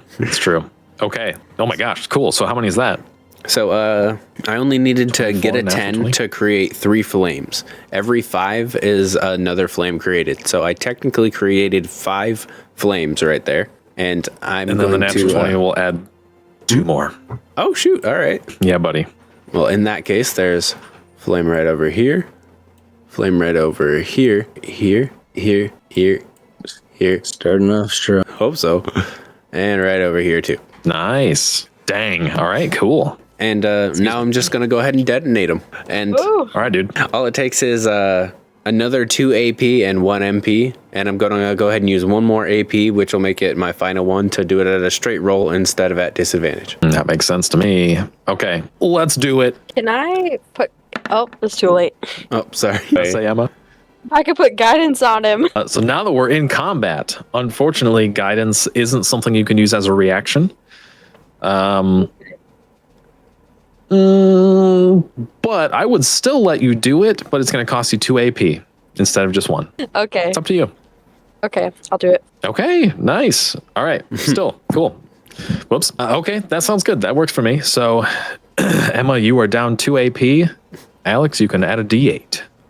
Well, I'm definitely going to need it. I'm not sure if it would even make it so it hits them, but we'll see. Oh, No. Oh my gosh. Jeez. So I got a 2 to make it a 6, and then 7 with my D8. I was really hoping you'd get an 8 there. Okay. Same. All A right. strong setup. This is against their physical defenses. Yes. Is it like literally every single one of these things? Yeah, it's every single one of the flames. Because Dang it it, says, Alex. I know, right? Dang A it, single spell Alex. check. Dude, every time I need the damage. All right. Strong setup. Let's add some narrative flavor to this at least. Okay, so so it's been a long time. It's been a little while since you've been underground like this, right? You're trying to detonate these things. You like summon a bunch of them, and you're like, that was easy. This is awesome. But the air is so funky down here, man. You can't lock in the magic to just like detonate these like you want to. Mm-hmm. Every single one lands short and does not do enough damage to hurt anything. Oh no. I'm sorry. Rough. Okay, it looked cool. Oh, yeah. Yeah. It looks sick. Don't See, get I'm me here wrong. for New Year's. That's what it is. Yeah, it's pretty much like it was enough to like a lot of the myconids in the swarm kind of like react to it. You know, they're like looking around, kind of freaking out, but no physical damage. Well, that's the end of my turn. So if I try and can I only get minus 2 AP because I came in late, or is it going to be like that every time I try and help somebody before it's my turn? So normally you wouldn't be able to use guidance off of your turn as a reaction. It'd be something that you have to use on your turn. So basically, I was just like, it'd be cool if you could still do it. It just takes more effort, kind of thing. So I'm just going to give you the option to do it as a reaction real quick if you wanted to, and just make it cost a little more. But she would have only 2 AP when her turn comes around, but it's not every single turn. It's just that one. Right? Yeah, Okay. just that time, the one-off thing. So All right, who wants to go next? let's see, how many of them are there? Okay, it would alternate. Okay. So one of them will go first. It's definitely gonna be one of those swarms here, I imagine. All right. So this the swarm on the bottom here is going to move up. You see it Brev. kind of like dance Oh, no. around as it gets towards the edge of the lava, Oh, Oh no. you're in the swarm. and it gets within range of Trev, and these little creatures, there are a bunch of them, and they like rapidly just like jumping over each other and just like scraping along the ground as they're coming up to you. They just start absolutely like diving on you, Trev. Getting ransacked. Yeah, and it's intense. I'm going to roll.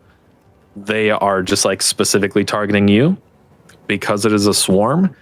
They do not have the multiple check penalty, and all 5 of them will attack you.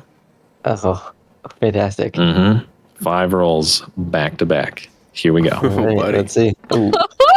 Ooh. 7. Might be easier just to do it this way. What is your physical defense? 15. 15. Okay, you are hit 3 times. All right. All for normal hits, 1 damage each. So basically, as you're being attacked, you are taking 3 slashing damage as they're kind of just like ripping with claws towards you. Fantastic.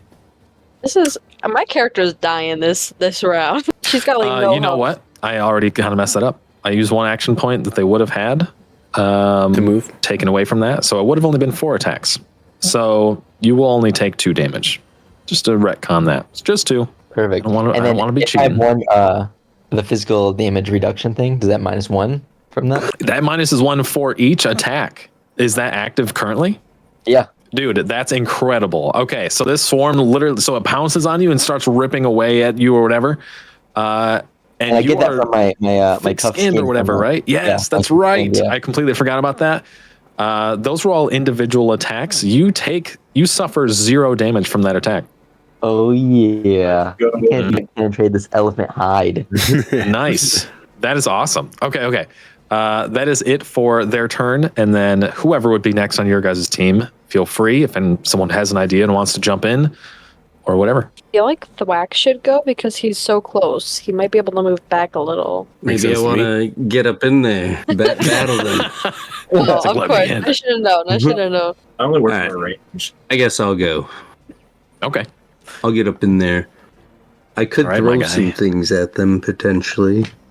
You could.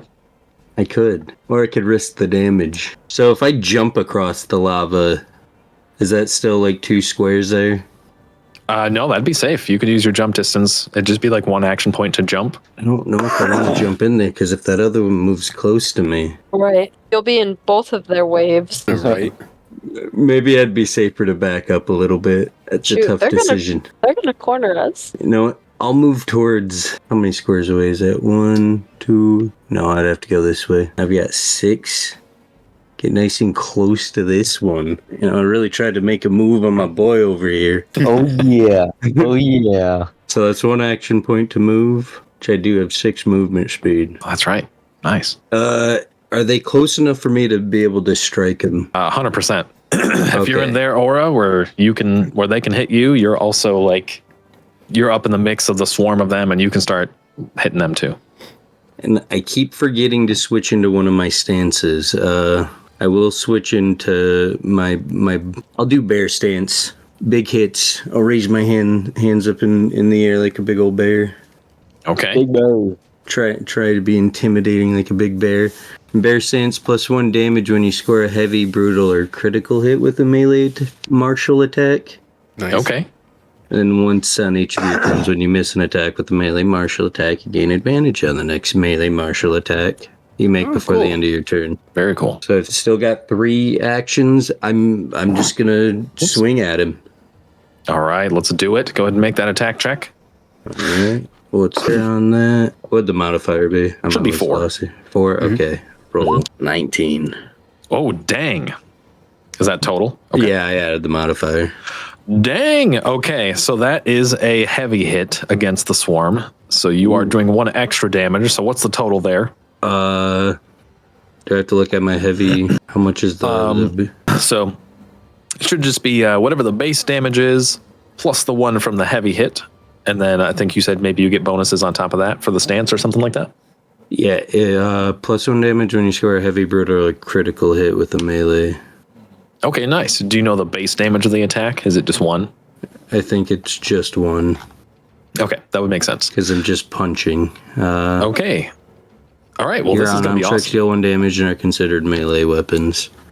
Okay, so this is gonna be really cool. So when you make your way into the swarm and you start just like punching, you connect with one of these creatures so hard that it like the others kind of like come at you as well.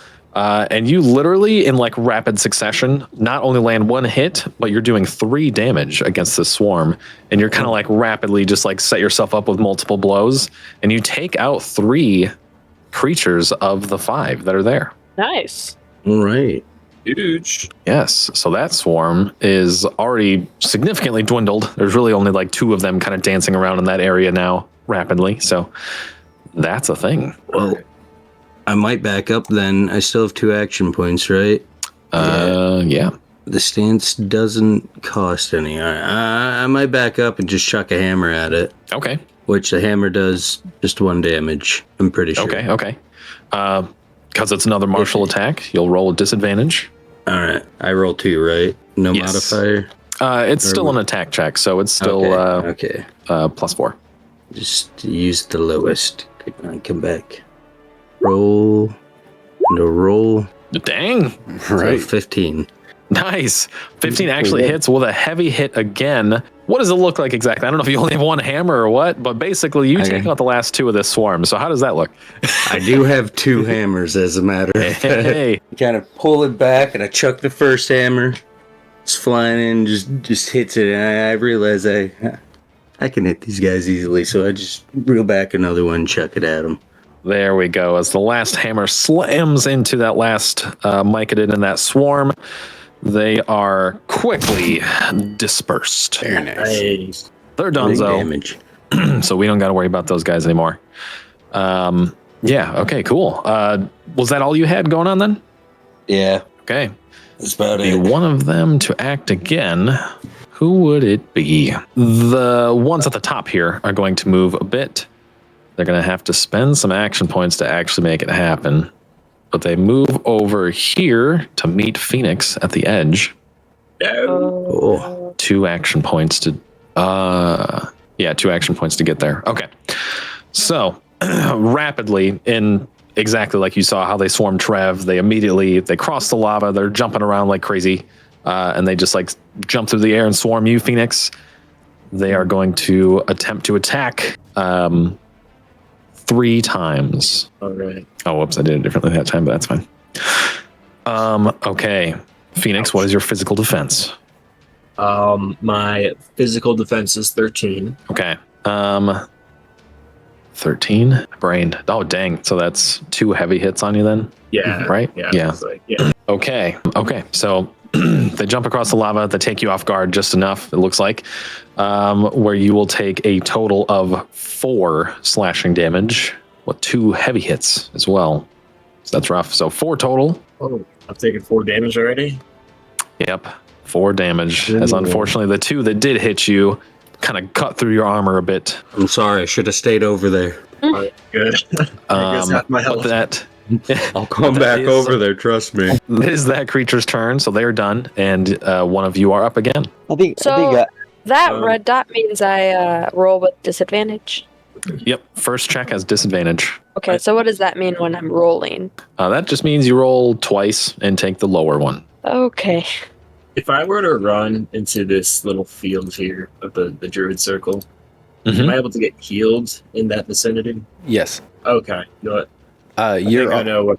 There's also green right next to your feet too. If you just wanted to move one over. What is this distance? How many actions would it be for me to go here to here? It's like 10 feet. About. So everything's in spaces, just so you don't have to think as hard about math and stuff. You should have 4. You should have 5 movement speed, so you can move 5 spaces for 1 action point. Oh, okay. Cool. And you can like spread that throughout your turn too. So if you only move 2 the first time and then do something, you can still move 3 without having to spend more action points. I gotcha. Well, for my first part of my turn, I'm just going to move over here, kind of seek safety and shelter. And would it take one of my actions to heal in the zone, or would it heal me automatically? It'll happen on my turn. Okay. I'm going to run over here, kind of retreat a little. And then I'm actually, like I said, I think I might use my web scroll, because I reckon this little board here is going to go next. So I think I'm going to use my web scroll on that. If it reaches, I'm not sure. But maybe I can keep this one in place. Yeah, that should be fine. Something too, before you even commit to that, and this will be helpful for everyone to know. So, Phoenix, when you leave the area of that like swarm or whatever, it's very close. So like, I'm not gonna, and you're learning the game and stuff, so I'm not gonna just do this outright. But for the future, you are aware that when you leave the area of those swarms, they have the opportunity to actually attack you as a reaction real quick. Thankfully, you got out unscathed, so no issue there. But yeah, it looks like when you leave the vicinity of these swarms, they can choose to attack as a reaction too. So be aware of that, everyone. Thankfully, they missed you, Phoenix, so no worries. But yeah, the scroll, the web scroll can definitely reach them. Okay. And so I'm going to do that as my second action then. Okay. I believe... I don't have it pulled up, but I'm pretty sure that you make a spell check. Do you want me to read it out? Contested. Yes. Excellent. You spend 1 AP to make a ranged attack check against a target within 5 spaces. The target makes a physical save contested by your ranged attack check. Save failure, the target is restrained by webbing and can spend 1 AP on their turn to attempt to escape. Your webbing has a physical defense of 10 with 2 HP. It's also immune to bludgeoning, poison, and psychic. Okay. So we're going to get a little bit analytical here. It looks like the spell distance is 5 spaces. You are further than that from this swarm. Wait, maybe not. No, not really. Never mind. You could reach that swarm that way. So never mind. That's not even an issue. So yeah, you can just do that if you'd like to. Totally. For either swarm. You're close enough to either of them. I'm going to go for the further one just because I think they're set to attack next. And okay, smart tactics. And I have to roll for that, right? So yeah. Yep. The spell check, yeah, either should be +4 either way. So yeah, to be D20 +4. Okay. Oh, that's 20. Nice, dirty 20, fantastic. I was definitely zoned out a little bit, Alex. Sorry. Do they make a save now? Yes. Target makes a physical save. Okay. Physical save. It's just going to be a flat D20 with a 10. So they fail. It's like, what is it? It was blank. Yeah. So very cool. So this whole swarm essentially is now webbed up. Very helpful. I'd also like to ask their type of damage. Is that my choice? Their type. What do you mean? Sorry. What's their type of damage to hit somebody? Bludgeoning, piercing, slashing. So far, it's been slashing. Okay. Nice. They're kind of just like, yeah, they're just like jamming their weirdly hardened mushroom fingertips into places they ain't supposed to be. You know what I'm saying? Okay. So that's that. But you did manage to web that whole group, which is very helpful. Okay, cool. Now they are restrained? Yes. Cool. Perfect. Amazing. So they can't even move until they do something about that webbing. Phoenix, was there anything else you're doing with your turn? Yeah. I'm going to use my bow. And I don't know if this is a hunter thing or just a game thing, but I think I read somewhere that ranged bow shots on a restrained target does bonus damage. That makes sense. Let's figure it out real quick here. Do you have a longbow? I do have a longbow, yeah. Okay, I think that's specifically with hindered targets. Oh, is it hindered? That's different than webbed. If you're looking it up on the beta, it should be like page 873. Okay. Anyway, so sorry. I think we left off. Ben was trying to do stuff. You rolled with advantage, hopefully, and rolled another 2. Yeah, don't look All at right. Perfect. Okay. Great. Did you have any action points left? Yeah, I should have one more. I don't know what to do with it though. I forget everything. I don't like. Can I attack again with my bow and arrow? Can I do 2 arrow shots? Yeah, you definitely can. There's like the multiple check penalty. So if you do the same check multiple times, it's at disadvantage. But it's definitely still an option. You could 100% do that. You could use your last action point to help one of the people that's right next to you with a check that they're doing on their turn. You could be kind of defensive and like intentionally dodge or something like that. There's a bunch of stuff you could do. You could do whatever you could think of doing pretty much. I think I'm going to take another swing at this webbed hive thing here. So I have Do to it. twice and take the worst of the two rolls, correct? Well, they are still restrained, so now it's just a straight roll. It would be a disadvantage, but you have advantage because they're restrained, so just a straight roll. I gotcha. Big money. All right. That's, Not bad. That's better. All right, it's something. Plus 4, 17. That is better. Music is broken. There's All right, 17 is much better. That is actually a heavy hit. There you go. Okay. So quickly, you see an opening, and it's actually enough for you to rattle off 2 arrows, or actually, maybe it's still just the one shot, but you line it up perfectly where it pierces directly through 2 of these creatures, drops 2 of them. We got a sniper over here. Yeah, ignore double kill. So the first 2 shots. You're lining up. yeah, you're warming up. Okay, cool. Dark in here. So now they are restrained, and there are only 3 left in the swarm. Excellent. And then the last turn, it would go back to the big guy. And you notice this whole time that the way that this is working out, this big guy is basically, you see that he's just going to be a defensive. He's just kind of like best he can. I mean, he's quite large. He's going to try to use these mushrooms as a bit of cover. I'll give him half cover with that. And sure, we'll do that for now. And now that that's a thing, he is also, it seems like he's using a bit of his own resources to almost like command these creatures a little bit. So he will be done with his turn. And then we will move on to, is there anyone that hasn't gone yet on your guys' side? I think there is, right? I think Emmeline has 2. Okay. That makes sense. 2 action points. All right. That's right. Doing well. Yes, I've only got 2 action points left, and I roll at disadvantage. So, do I also get advantage on the guy who's enwebbed, or was that only for... Absolutely. So right now they are totally locked down, and they can't really be squirming around as much. So yes, everyone's got advantage on attacks against them right now. I would love to go for them, so I can at least get a straight roll. I'm going to try my Sacred Bolt, which is 1 AP. And if it hits, I will get 1 radiant damage. Nice. These things, okay, are these things considered undead or no? Interesting. Go ahead and make a religion check to see if you could determine that. Okay, my religion would be +5. Nice. My god's telling me they're undead. All right, so I got a 15. 15 is pretty good. These are a really weird hybrid of creatures.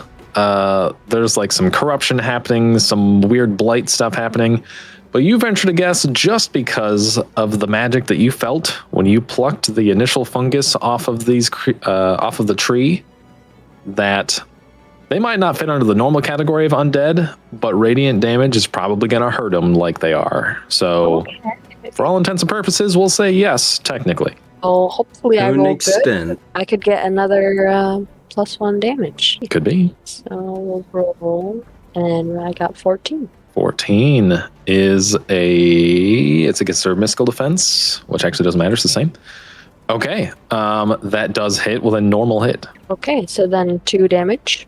With that extra 1, it would be 2. Yes. Yep. Perfect. So it lands, and you do notice it affects them like it would if they were undead. So they do take the 2 damage. There is technically only 1 left in that swarm, and we will even remove his aura because of that. Nice. Now he's just a creature, just a dude. If I went for him again, because I know I get disadvantage if I use the same move, does it still give me advantage again, or how does that work? Yeah, for sure. So now the multiple check penalty would bring it to disadvantage, but because you have advantage since they're restrained, it's just a straight roll. Okay. I'm going to try one more time on him with the same move. All right, go for it. 12. Okay. 12 is enough to do it. What does it look like as you end the last one in that swarm? Well, he's all stuck from the webs, so unfortunately it's not a very awesome kill. But I put this poor guy out of his misery with a bolt of light. All right, perfect. So that last bolt of light slams into this otherwise defenseless creature, unfortunately, dropping him to being completely immobile. He's done. There's one swarm left, and then the big guy. Is there anything after of your turn? No, it was on my points. Okay. Everyone from their side has gone once, so now Trev, I believe, you will finish off this round. Oh yeah. All right. Well, I imagine Trev's pretty angry at this point, so he's going to go into his fit of rage, which will use one action point and one stamina point. Nice. And then he's just going to charge at this. He's going to charge at this one. He's just going to charge all the way over here to this guy in the far back. 2, 3, 4, 5, 6, and you have 6 movement speed. So we'll get up in there. Nice, very good. And then I'm just gonna essentially what I'm gonna try to do is I'm just gonna try with my spear. I'm just gonna try to skewer like kebab as many of them as possible. Heck yeah. Nice. Okay. So and just skewer and just kebab them. Okay. All right. Sounds good to me. And then I'll use an extra point to try to make it heavy as well. There you go. Good thinking. So let's see what happens. Whoa! Ooh, that's funny. Oh, snap. Heck yeah. All right, let's not count damage. What is it? How exactly do you manage to obliterate this swarm of 5 myconids? I think I just, one by one, I just skewer them up and then like shimmy them down my spear and just keep skewering them and shimming them down my spear until I fall back. They're like jumping around trying to escape, and it's just like, no, nothing. Nope, we just keep getting skewered. Yeah. That friggin' group right there is cooked, bro. All right, here we go. Let's go, Trev. For the record, it only took 5 damage, and I know you had at least that. So we're good. All right, here we go. Is there anything left of your turn, Trev? You know, I'm gonna try to use the rest because I have one more action point. Get a little closer to this big guy. Okay. So I'm just gonna see how close I can get to him. I'll just get like 1, 2, 3, and this counts as like 4, 5. So I'm gonna get right here, and then that'll be my turn. All right. Cool. All right. So, are we back at the top? I think so, right? I think so. Okay. Yeah. Varan, back at the top now. You see the one big spooky myconid creature at the back now is kind of like moving around a little bit. You see him kind of just like, he looks like he's ready to get in the fray now. He used his minions first. But, you know, if you want something done right, it's kind of how he's approaching this, it seems. So, what do you do? All right. So I think what Phoenix did earlier was pretty convenient. So I might end up trying to do something like that. But first, before I do, I want to try to heal the people sitting in my druid domain. And I might even extend it out a little bit more just to move those spaces over that aren't doing anything to the people, Phoenix, Emmeline, and Thwack. Makes sense. Sounds good. If you want to delete and redraw or whatever, feel free. Sounds good. How many points does it normally heal? So my druid domain can heal. I can spend 1 AP and 1 MP to make a DC 10 spell check to heal a target within my domain. If I succeed, they regain 2 HP, and for every minute they stand in the domain, they heal an additional HP. So as long as you're standing in my domain after I heal you, you get more. Nice. Okay. So basically Really all helpful. of these right over here, druid domain, Thanks, Varan. you know it. My hero. I feel much healthier now. I've touched the grass. That's right. Why? Yeah. Were you injured? No, I don't think so. Well, it's for good measure. I just feel better now. That's right. The mental turmoil of having this weird creature in my head is probably irreparable, but Can you see any clearer? oh no, those Oh, that's too far gone, huh? those eyes. There's no hope for those young, old eyes. Young, old. Okay. All right, what are we looking at here? Okay, so I rolled a 9 and I needed a 10 to succeed, so you guys only get 1 HP. Better than nothing. At least you all get 1. It's pretty effective, at least in that sense. And then after Okay. that, I think I'm just going to fire my poison bolt straight at this guy. Actually, no, I said I was Okay. going to restrain this guy. So instead of that, I was going to do the shooting webs. I'm going to get a little bit closer so that way I can actually hit him with it too. Okay, cool. I was gonna say he made the effort to tuck behind to give him some cover too. So it'd be right now he's got half cover from where you guys are. So it'd be a -2 to whatever rolls you're making against him. It's actually kind of crazy. I don't think I can hit this guy.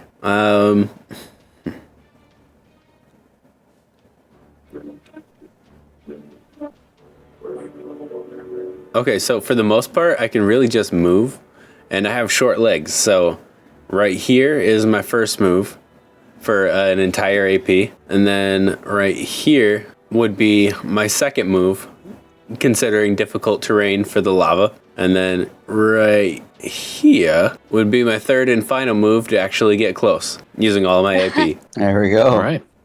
Can someone remind me how to do that? Like with the line? Yes. While you have your token like clicked, like you're moving them or whatever, you've got a couple options. You can hit Q, and that will open up the ruler to show you stuff, or you can right click. I found it's kind of easier to do Q now, but yeah, that's the thing. Oh, Mhm. I And you can even like now. leave points where you like make stops and pivot and stuff like that if you wanted to, and it shows the path you took. Q is good. Okay. Wow. Okay. Yeah. Thank you. But that is my turn. Whoever is next. It will swap and alternate. Now the big guy's gonna go. Oh no. Okay. He gonna So- get us. Of course, this is the first time he's like stepping into doing more than just letting his minions tank for him. So, he's gonna stand right where he's at, and basically just be like, he kind of just looks at you guys, looks real calm, and he's like, Let's see how you do with a little less air. and he will use 2 AP, and like the spores that are everywhere in this chamber are, you all kind of just like realize that they're just like suddenly dense as heck, and you're like choking on them a little bit. Every person in this map make a what saving throw would it be? That's one thing I didn't actually consider. Survival? Did I write this somewhere? Hold on. Nature, survival. Oh, okay. I lied. The spores. So you're like choking on them, right? But it's a mental thing. So like you're choking on them, but it allows him to affect your mind. So basically it's just going to be like a force of will mental thing going on, and you will be making charisma saving throws against Oh, this effect. no. Oh I have no. zero charisma. I have a -2. I've got a 1. And it will be contested against his spell check. Phoenix has no riz. You don't have to rely on that. You're beautiful. Right. I got a 13. 15. I got an 18. 18 -2. I got a nat 20 -2. Nice. 17. Okay. Dang. Oh no. Okay. All right. Every single one of you resist this effect. Oh yeah. He only Yeah. rolled a 7. That's what I thought. Nice. Only rolled a 7. Even I made it. And he's going to do, okay, you know what's really annoying? He's going to do the exact same thing mechanically, but it's at disadvantage now. Everyone make your save again. Oh, even, Oh no. this is unreal. I'm resilient. Yes, you are. Okay. This time, I'm not. the target is 13. Wow. Would have had to roll 2 20s to beat me. Dang. Very good. Very good. Okay. So anyone that rolled under a 13, this basically you are mentally like absolute brain fog, and you are just like struggling, using every bit of your effort to kind of like overcome this and not just like pass out. You immediately lose 2 AP. Oh great. No, that's terrible. That is his entire turn. Worry So? not. I will save the day. Buddy. So, I don't remember the order. It can be inconsistent even, so it doesn't really matter to me. Basically, all that matters is Varan went, and then this guy went, and now all of you will go. So, however you Wow. want to do that. Yep. Thwack. The whack. I mean, I'll go for it. I need to get up close to him. So I'm very far away. His vision does not go that far. 4. That would be 2 to get over that. Wait, can I backtrack? Oh, that'd be 6, right? Yeah. Yeah. Yeah, that seems about right. That's 1 action point. Back up. No, go back. Come on. Quit doing this to me. Doing circles. I think that's Pretty hard. I was unaffected. I'm just like this. And I'm right up in his face. That was 3 action points altogether. Oh my god. There you go. There you go. And I'm just maintaining that bear form. So my hands are raised up in the air. All right. I'm making myself look as big as possible. This guy doesn't scare me. Nice. And I just bring one hand down and strike him with it. All Or I right. attempt Go to ahead. at least. Make the attack check. Let's see what happens. Oh my Ooh. gosh. I'm rolling Just big. right. That is a brutal hit. There you go. Yeah. So I don't know what your base damage is. Oh yeah, it should be 1, right? Yeah. One. Okay, and then 2 extra damage, heavy and brutal, for a total of 3 damage against this guy. Your fist, right? You just like you punch this guy and you kind of like punch into his chest, and you notice that like half of his like flesh just kind of like poofs into like this powder, and the other half is just like a squishy sponge that you punched, and he kind of like looks down at you, and you see him just like this big, ugly, like toothy grin, and just kind of like looking at you like, really? Just start dry heaving. All right, was that all your resources? What are you? Yeah, exactly. Yeah, that's everything. I could step away, but I'm in the thick of it. Yeah, that's it for Okay, my turn. next up, who we got? I think, Phoenix. Yep. yeah, for my turn. Phoenix. Let's do it. So if I were to come down here, I feel like I have a straight shot. Is he still partially covered? He is, yes. I'd say that he's still got the half cover from there. Okay. So would it matter if I shot it from here then? He still has half cover from this spot. Yeah, same either way. Yeah, you don't Okay, have to so- waste the AP to move. Yeah, I'll just shoot him from right here then. I only have 2 action points because I'm brain fogged. But Okay. hopefully this first one does all right. You can always, just like a reminder, I know you guys are still kind of learning the game, figuring things out. You can always use your last action point. If you're like, I don't know what else to do with it, you can always just use it to give your first check advantage or to just add 1 damage to your attack. Those are options you have too. Okay. It's a good, simple fallback if you're not sure what else you're going to do with them. I use my arrow on it from here. And I got a 1. Oh god. Oh, no. That's all. It's the brain fog, guys. It's the brain fog. Right. All right. Well, it probably won't matter, but next turn, you would be exposed, unfortunately, because you rolled a natural 1 on your attack. Uh-oh. Oh. That's So why his I'm pants staying fell in down? this- Oh, That's why my Pulls arrow up the missed. arrow, shoots, pants fall down. Yep, unfortunately, that one does not hit with a negative number. No, not quite. This is why Phoenix has -2 riz right here. I'm gonna stay in the circle because I remember Voran said if you're in this for like a minute, you heal another spot. I don't know how long a minute is in this game, but I'm gonna not move. Good call. A minute is 5 turns. Every turn is Okay. 12 seconds. Gotcha. There you go. Oh. Dang. That's good to know. Okay, They're moving I'm gonna fast. try to remember this. Yeah, for real. So 5 turns. How many turns has it been since you've been there? I Just- retreated after my last turn from where that one guy was dead. So I think it's my second turn here, right? I think so. Yeah, it's been a while. Yeah. Like Been- turns or rounds, Alex? Like is Nope, it individual turns? Specifically, so it's 1 even minute. less than that. Every single person's turn is 12 seconds. Okay. So it's So it's not just his own. been a couple turns since you've been there. It'd be at least like 3 people, right? Because Vran went, the mushroom guy went, Thwack went. And even I've Trev actually gone went. twice. I've gone twice. So I would have gotten that other healing point. Yeah. then, right? Okay, I think so. Yeah, and then we'll actually, I don't know, maybe just restart it at 1 after that too. Okay. Perfect. And it might be the same situation with it might be the same situation with Emmeline then too, if she needs more health. Been in there for a while. Still at full health. Okay, so no issue there. Okay, so yeah, Phoenix, feel free to get that extra HP back then, and we'll just restart at 1, and we'll try to pay attention. Perfect. Oh. All right. Okay. And YOLO, I'll just do another disadvantaged bow and arrow shot here. Do it. Maybe this one will be better. Well, So that's 7. 7, and then the guy does have half cover, so it's even less. Unfortunately, it subtracts 2, so now you're at 5. Unfortunately, not quite enough to penetrate the physical defense of this big ugly. Okay, It's a little rusty. yeah, that's all you can do, right, on your turn? Yeah, that's all I can do. Okay, next up, who we got? All right, that'll be me. So with him being hidden, that means I get -2 to whatever I roll.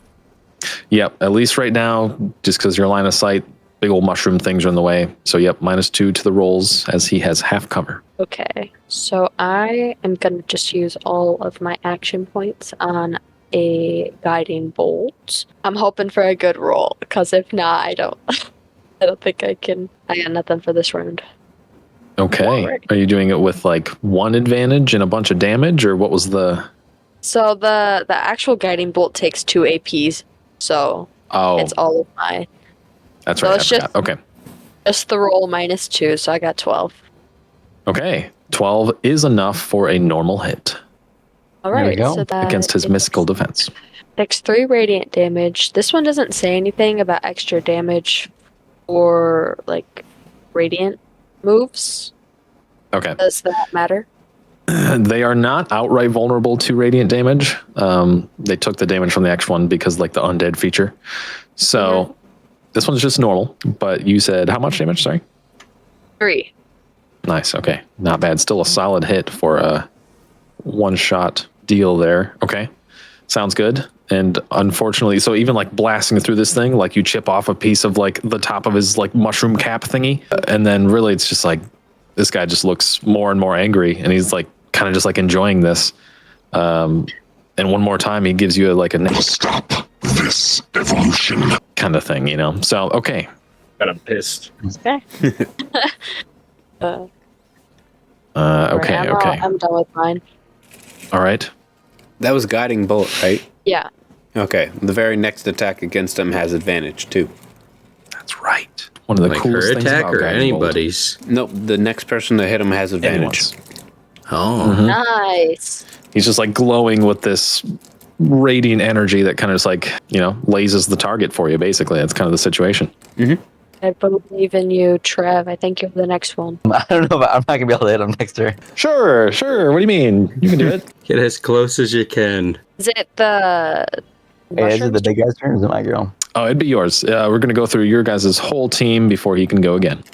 Gotcha, perfect. Yeah, so I would have to use all my movement to even get to him. So what I'm gonna do instead is I'm just gonna use my one action point to get 1, 2, 3, 1, 2, 3. Okay. But I make a move after I draw the line. Right click. Oh, so Oh, you have to like select your token as if you're going to just drag him around, and then you can right click or use Q to make the plots from there, and then it'll do it. Oh, okay. Do this. Do this. There we go. So we'll do that. So we'll go here, and then the other 3 go. Wait. Okay. You got this. There You we got go. Okay, so that's my one action point. Nice. And then for my last action point, instead of just going up to him to be able to do nothing, I'm just gonna save it and then give my next first check you said with advantage. I'm gonna do that. I'm gonna save it for next attack. Nice. Do you mean right now? So you have one action point left right now?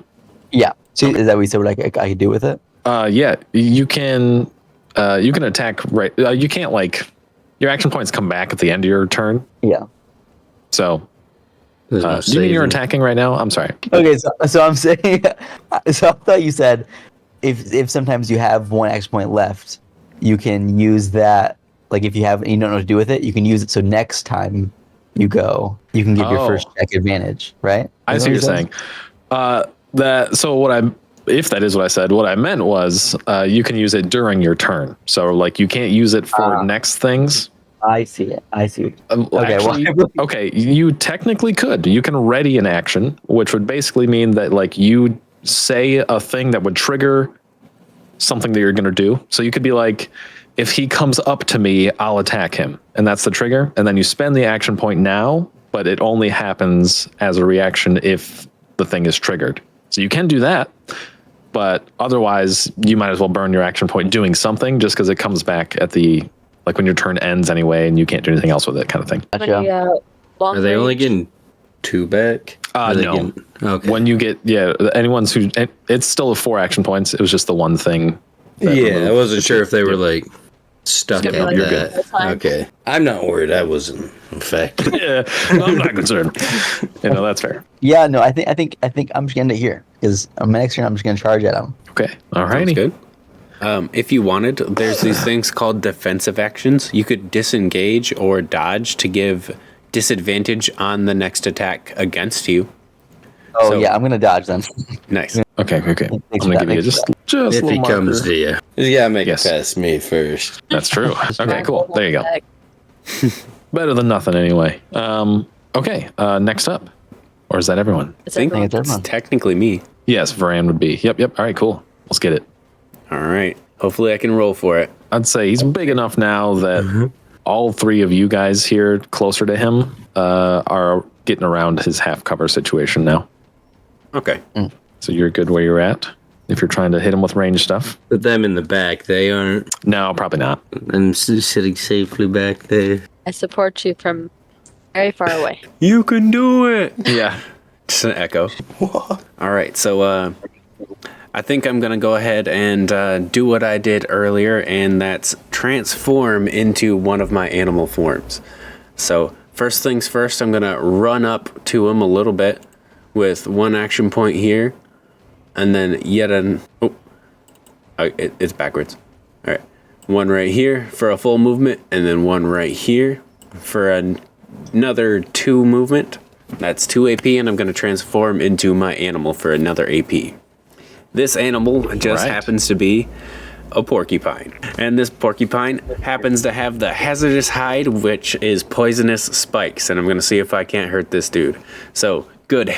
Poisonous spike headbutt from the porcupine straight on this guy with my 1 AP left. All right, dude, let's do it. Small but mighty. Really? No. I'm not Dude. sure why the less than 0 thing, but wow. What? Oh, that's weird. It's a success. One success. Yeah, 1 success. Okay. I'm looking for that all right, success. well, I don't see it. Not sure exactly how you do it. You're definitely free to describe if you'd like, but in one way or another during that attack, you flop and expose yourself to the next attack. So this is a porcupine headbutt, of course, and so I just try a little bit too hard, and then I flipped upside down on my back, and like I can't get the spike out. What the heck, man?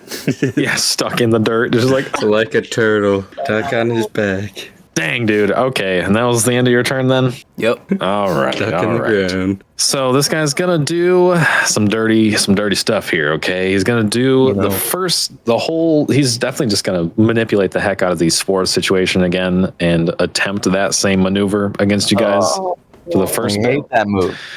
So everyone go ahead and make a charisma saving throw against his check. Shoot. Alrighty. This one's 0. Oh my god. This one's very rough. Oh, I'm not. Snap. Evan saves. Look at Oh, that. Alex! Hey, I finally got one. I promise. I'm only rolling d20s. All right, I'm gonna reveal some, especially because it was such a high roll and still very close. I'm gonna reveal some statistics here. He rolled an 18. He's a +5 to this whole check. So he rolled a 23. no. Unfortunately, Evan, you're still safe because of the natural 20. Oh, But, yeah. Wow. Everyone else, even Alex, I'm sorry, Let's go. do lose 2 action points immediately. Again.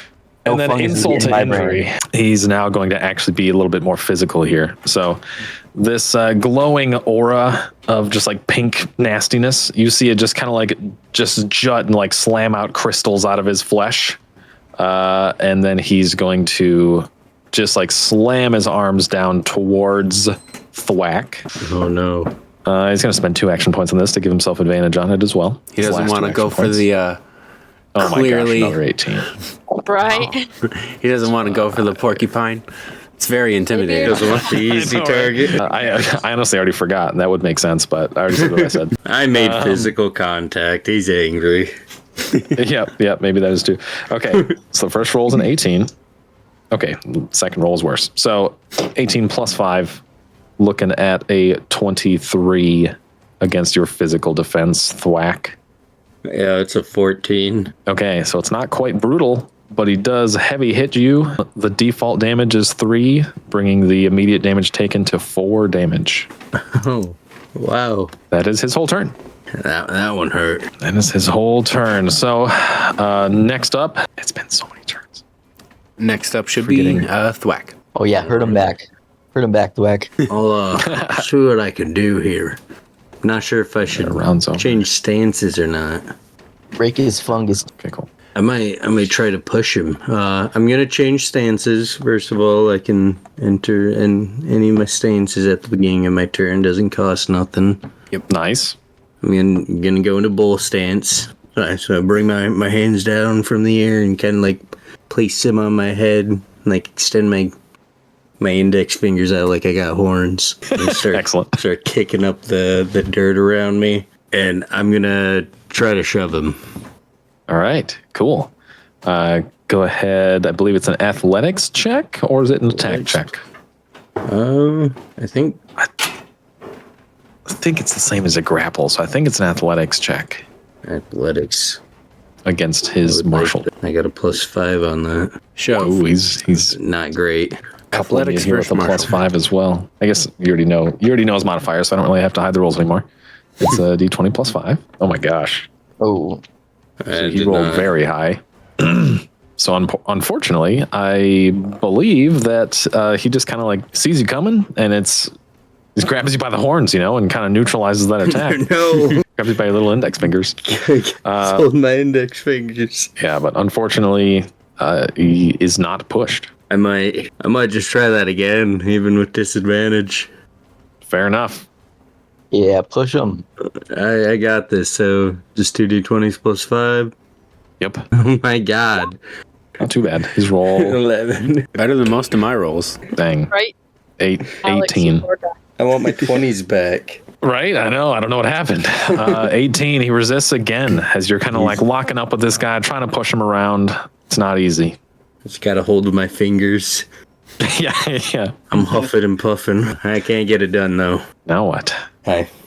Well, that's it. I had 2 action points. Okay. Right? He did that one attack again, right? Yeah. Like the only one that succeeded was Evan. Okay. Next up, should have done a turn order because I don't remember. You guys got this. You remember. You're smart. I think So it was me, right? Yep. Ben, yeah. Okay. I was trying to push him for you, but he's Yeah. tough. Appreciate the effort. Probably gonna move in a little closer. How close do I have to not have him be partially covered? I would say as soon as you clear here, let me see if I can do like a thing. I'd say as soon as you clear the line of sight where you can like see at least half of him. So probably like somewhere on this side of the line. You know what I'm saying? Okay. Yeah, I get you. Or vice versa, like anywhere on this side of the line. Okay. Probably go way down here. 1, 2, 3, 4, 5. So with 5, I land right on the line, which is I think my move is. So is that's not clearing it, is it? Yeah. That's just on the short. No. Okay, it's almost. Sorry. Almost. I can't be too generous. I will take my. He says it's -2 because he's covered, right? Yep. Okay. And again, you can empower it with more action points if you want to make sure you're trying to hit him. Oh yeah, but I only have 2, so 1 to move here, and then the other one is the. Oh, that's right. I'm sorry. Yeah. Okay. So it's You 10 crippled us. +4 -2, so it's 12. 12 is enough to hit actually against his physical defense. All right. All right. With a normal hit, so base damage of 1, right? Should be. Yep, 1 punctured. Okay. All right. So you do make contact with him there. And that's all of the resources you have, right? But the arrow does peer just past the stuff he's hiding behind there and just like slams into his chest and it's just like sticking out. And you see him kind of like glance over at you. Okay. I wave back. Yeah. Next up, Emma? Yes. Emmeline, what are you doing? I think I want to use one of my action points just to move a little bit closer. I don't think I could get over the lava, right? I probably still. That space would just be 2 instead of 1, basically. Okay. So probably not. That's already 3 spaces plus the 2. I'm like here, not in the Okay. lava, but there. Right on the edge. My, last action point for a shield of faith. I'm gonna put that towards the whack. Oh, cool. Nice. Cool. That says make a DC 10 spell check. Success. The target gains 2 PD. Okay. The duration. Okay. Cool. Nice. All right. So yeah, he gets 2 PD. Nice. Are there any benefits? Would you have to clear like 15 or 10? Each success, which would be 10. So I was just barely under. Nice. No, Okay. Well, you did succeed by 5 once, so he gets 1 extra PD than normal. It says each 10. Oh, I'm sorry. Okay. Normally it's 5. Okay. I see. All right. So Thwack, your PD is increased by 2. Oh boy. Nice. That's pretty dope. As you're kind of covered in this radiant shield. You don't normally wear armor, but this armor doesn't weigh anything, so you're good. Oh boy. All right, cool. That's all of Emma's resources. Next up would be... Correct? I think it's me, right? I think so, yeah. All right. Well, I'm gonna do what my elephant man can only do is charge at him. All right, charge at him with a spear. Okay. There you go. Mhm. There you go. And I'm gonna use my 1 point to move, sort of here. I would and then- say you can even, if you wanted to, I'd let you like get up on the rocks and be on the hex that's like right next to him too, if you want to be instead. Your call. Oh yeah, that's what I'm doing. Okay, let's do that. Let me do that real quick. Go find this weird thing. I have to use so many fingers because I'm using like a trackpad. Plus, I have to use my other hand. Oh yeah, I forgot. All right, so I'm gonna go there, and then go bang bang, charge at them up on these rocks here, and then Yeah, boy. I'm gonna use action point to attack them with the charge, and then I'm using an extra action point to make it with advantage. Mm-hmm. Nice. Let's see. Let's see what happens here. Wait, did I do that right? Oh yeah. Wait, no, I didn't. Did I do that right? It'd just be the 9 plus 4 Okay, 9 plus 4. Gotcha. for a 13. Against his 13. physical defense is a normal hit. But thwack would actually be giving you a +2 because of a flanking bonus. So anytime you have an ally attacking the same creature as you, as long as they're not a space right next to you, you get a flank bonus of +2. So, And did somebody get advantage from the sacred bolt from Emmeline? oh, that's true. Has that ever happened yet? I don't think so. Nope. Okay. Try We and go ahead and forgot. roll one more time. I didn't apply just in advantage to case. mine, so we didn't All right, use all right, one more Okay. time. Let's see. Well, Yeah, that's fine. We'll roll it over. That's better. There we go. That's better. Nice. Okay. All right. So now we're looking at 18, which is a heavy hit. Oh yeah. So there's some benefits for heavy hits for you, right? Something Yeah. about- I just get a Oh, you get stamina back? yeah. She has stamina back. Okay. don't you Alright, also, so- as a barbarian, get an extra damage because you did a charge 2 spaces forward? Yeah. I get a bunch of stuff too because my ancestry trait too. With the charge, I also get increased just Okay, because nice. I'm an elephant man. Dang. Heck yeah. Okay. So what are we even looking at here? So in total, it's gonna be 6 damage, and that's adding the Nice. Dang. That's awesome. Okay. All right. Very good. This guy's looking pretty. He's actually taken some damage now at this point. Oh yeah. And it's kind of like visible effects as well. Okay. So that's it for Trev. Big damage on that attack. Very good. Next up. Should be me. Nice. Let's get it. All right, so I'm still technically in my porcupine form, and I believe I still only have 2 AP. Yes, since his last thing. Yep. So I'm just going to take a natural weapon attack straight at him with my piercing spike, and I'm going to empower that to give it a little bit of advantage. So All right.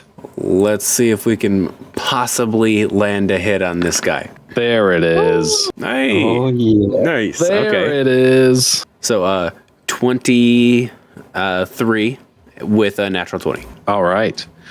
23 with a natural 20. So that's a brutal hit and the crit. So you are adding 4 extra damage on top of whatever would be normal. Yes, and since I'm poisonous, Probably has to make a save. okay, never mind. It specifically says that if somebody tries to grapple me, they take poison damage at the start of their turns, but it doesn't say anything when I attack for damage. Oh, interesting. Okay. So either way, Okay. Well, now. 5 damage. Okay. 5 damage is still very big. Okay. All right. Now y'all are making a difference. This creature is officially what would be called a bloodied. He is at half health mechanically. There we go. We're getting there. Boy. Chipping away. Okay. Nice. And that's it for your resources? Yep, that was my 2. Okay, bringing it back to him. He seems a bit more panicked now than he was. He's not going to take the time to use the spores anymore. He's very afraid of the several people right in front of him. So he's going to make some attacks here. Okay, let's see. Trev, you hit him hard last, like quite hard. Okay, he's gonna kind of lock eyes with you, Elephant Man. He remembers. Yeah, He remembers. He doesn't forget. he's going to attack, and add 1 damage to his attack. Here we go. 14 against physical defense. That hits because while I'm raging, I get -5 to physical defense, so I have a 10 physical defense. Okay, so it's not a heavy hit, just a normal. Okay, that would be 3 damage as he slams his nasty crystal infected arms on you. Oh shoot! And because it's a normal hit, your physical damage reduction still happens. So you would reduce 1, I believe, to make it 1 less damage. Oh yeah! Nice, there you go. I also forgot that I gave him the second action point to add 1 damage. So it would have been 4, not 3. So back to 3, sorry. Effect 3. Okay. Now he's going to use his last 2 action points to attack again. This time, I'm gonna give him the most you know what? fearsome squeak in the whole wide world, man. porcupine squeak. I love that. Okay, he's, you know what? He's laser focused on Trev. He's going to attack and spend his last action point to make it a straight roll instead of disadvantage. Ooh, only a 7, 8, only an 8. There you go. He misses. All right, that Really that angered is him. everything he can do. You're beginning to see that he's a little bit panicked at this point. But yeah, that's his turn. Next up is see if I can remember this. Thwack, right? Thwack. Yeah, nice. All right, Thwack, what are you doing? You're seeing the panic in this creature's eyes for the first time. Pulling my arms back up into the air, hands in the air, bear stance style. Okay, all right. You do have a And- +2 to your roll due to Trev's flanking bonus for you. All right, let's see. Can I spend an AP to make my next attack do 1 extra damage? Absolutely. All right. I'm going to spend 2 AP here to attack him then. And is that 4 plus the 2 then? Yes. Yep. All right. I've got to hit this. Oh, Oh! There we go. There you go. Big. 24. That is a brutal hit. With the So bear you're stance adding- and 2 extra damage for the brutal. so that's 3 total. Nice. Big. Which I still have 2 more points there. So What does Bear Stance do for you again? +1 damage when you score a heavy, brutal, or critical hit with a nice. melee martial attack. So it's actually the base 1 plus heavy plus brutal plus that feature to make it 4 Yeah. damage. Okay. Well, sweet. Nice. And it is Big it's- number. every one of these hits are showing more and more on this creature. Yeah, you're really feeling it now, buddy. He is. Right. So my next attack would be at disadvantage. I can just use another point to make that a regular roll. Yep. All right. Still got that +2 flank from Trev. Not great. 10. 10 is actually just enough to still hit the physical defense. So it is a normal hit. It's a normal hit there. So that one's Solid just a 1 1. damage. All right, that's Every it for damage me. counts. Be bringing my paws down on him. So All right. I'm gonna move Phoenix down so he's actually not partially covered now. Nice. Can I, as an action, dip one of my arrows in the lava for a second to give it a bit extra pizzazz? Ooh, Fire for aspect sure. to it? For sure. Okay, very fun. So I'll Melt. say it immediately lights your arrow on fire. And technically that'd be just a minor action, like it'd be interacting with an object. So that's something that wouldn't cost extra action points. At least the first time. If you did it any minor action again, it does. But the first time, that's free. So your arrow is on fire. Perfect. Well, I will steady this fiery bow and nice and center. Let's see what I roll here. 7 plus the 4 is 11. 11 is enough to hit against physical defense. Okay, I'm going to tack on an extra fire damage for that one too, I believe. I mean, it just makes sense, right? Okay, so you're getting 1 damage for the arrow landing, another damage for it being on fire. Dang, this creature's looking more and more messed up. He's nowhere near the initial confident Myconid that you've met to start. So, now what? I think I'm gonna repeat that. I'm gonna do the dip again, which will cost me another action, and then I'm gonna roll at disadvantage. And that should be my turn once I finish that. Okay, sounds good. Sounds good. Roll 1 is a 17. Oh boy. Oh, that's a 10. It's a 10. 10 is just enough, actually. Yeah, as we discovered. Okay, so same thing then, right? Same thing. Another 2 damage down. Oh man, it's got little to give. Little to give. It's looking like a toasty marshmallow. Yeah, and you've seen he's like really drastically beginning to panic at this point. He's kind of like looking around. He's just like gasping suddenly. Like before you couldn't even tell he was like breathing necessarily, but he's just like, he's getting messed up. So after Phoenix, who's next? My turn. Excellent. We still have 2 AP, right? Oh, we have Yeah, this time you're good. This time you're good. He skipped that in an effort to just beat up the people in front of him. Okay. So I'm going to use one of my action points to get over here where I will have him in my sight. There you go. I'm going to use another action point towards my sacred bolt. Okay. That would just be +1 damage then? 12 total against mystical defense is a normal hit. And Sacred Bolt is the one, does that do any harm to undead? Yeah. Okay. Yeah, that's the +1 radiant damage against undead. Okay, so that's 2 total damage, right? Yeah. Okay. Radiant Bolt slams into this creature, leaving a just gaping hole in its chest at this point, other than the one filled with interesting purple goo. Yeah, he's you guys are, it's almost starting to look kind of sad, you know, at this point. So now what? Maybe I'll try and kill him. So I'll use my... Oh, is that I what? love that. Maybe I'll try and kill him? Okay. Should be enough. I'm going to use my last 2. Is that a question? Towards the guiding bolt. Okay. I got a 10. A 10. What's the damage for a normal hit? 3. 3, huh? I don't understand how this continues to happen, but Oh no. Emmeline, the cleric vanquisher, what does it look like as you finish this guy off? You mean the support coming in for the final kill? And all the Guys credit. did great up there. Wow. We're proud of you. I'm just as shocked at the fact that I was the one who ended this, seeing as I wasn't even near him half the time. But You just blindly. it's this huge bolt of lightning. I don't even know.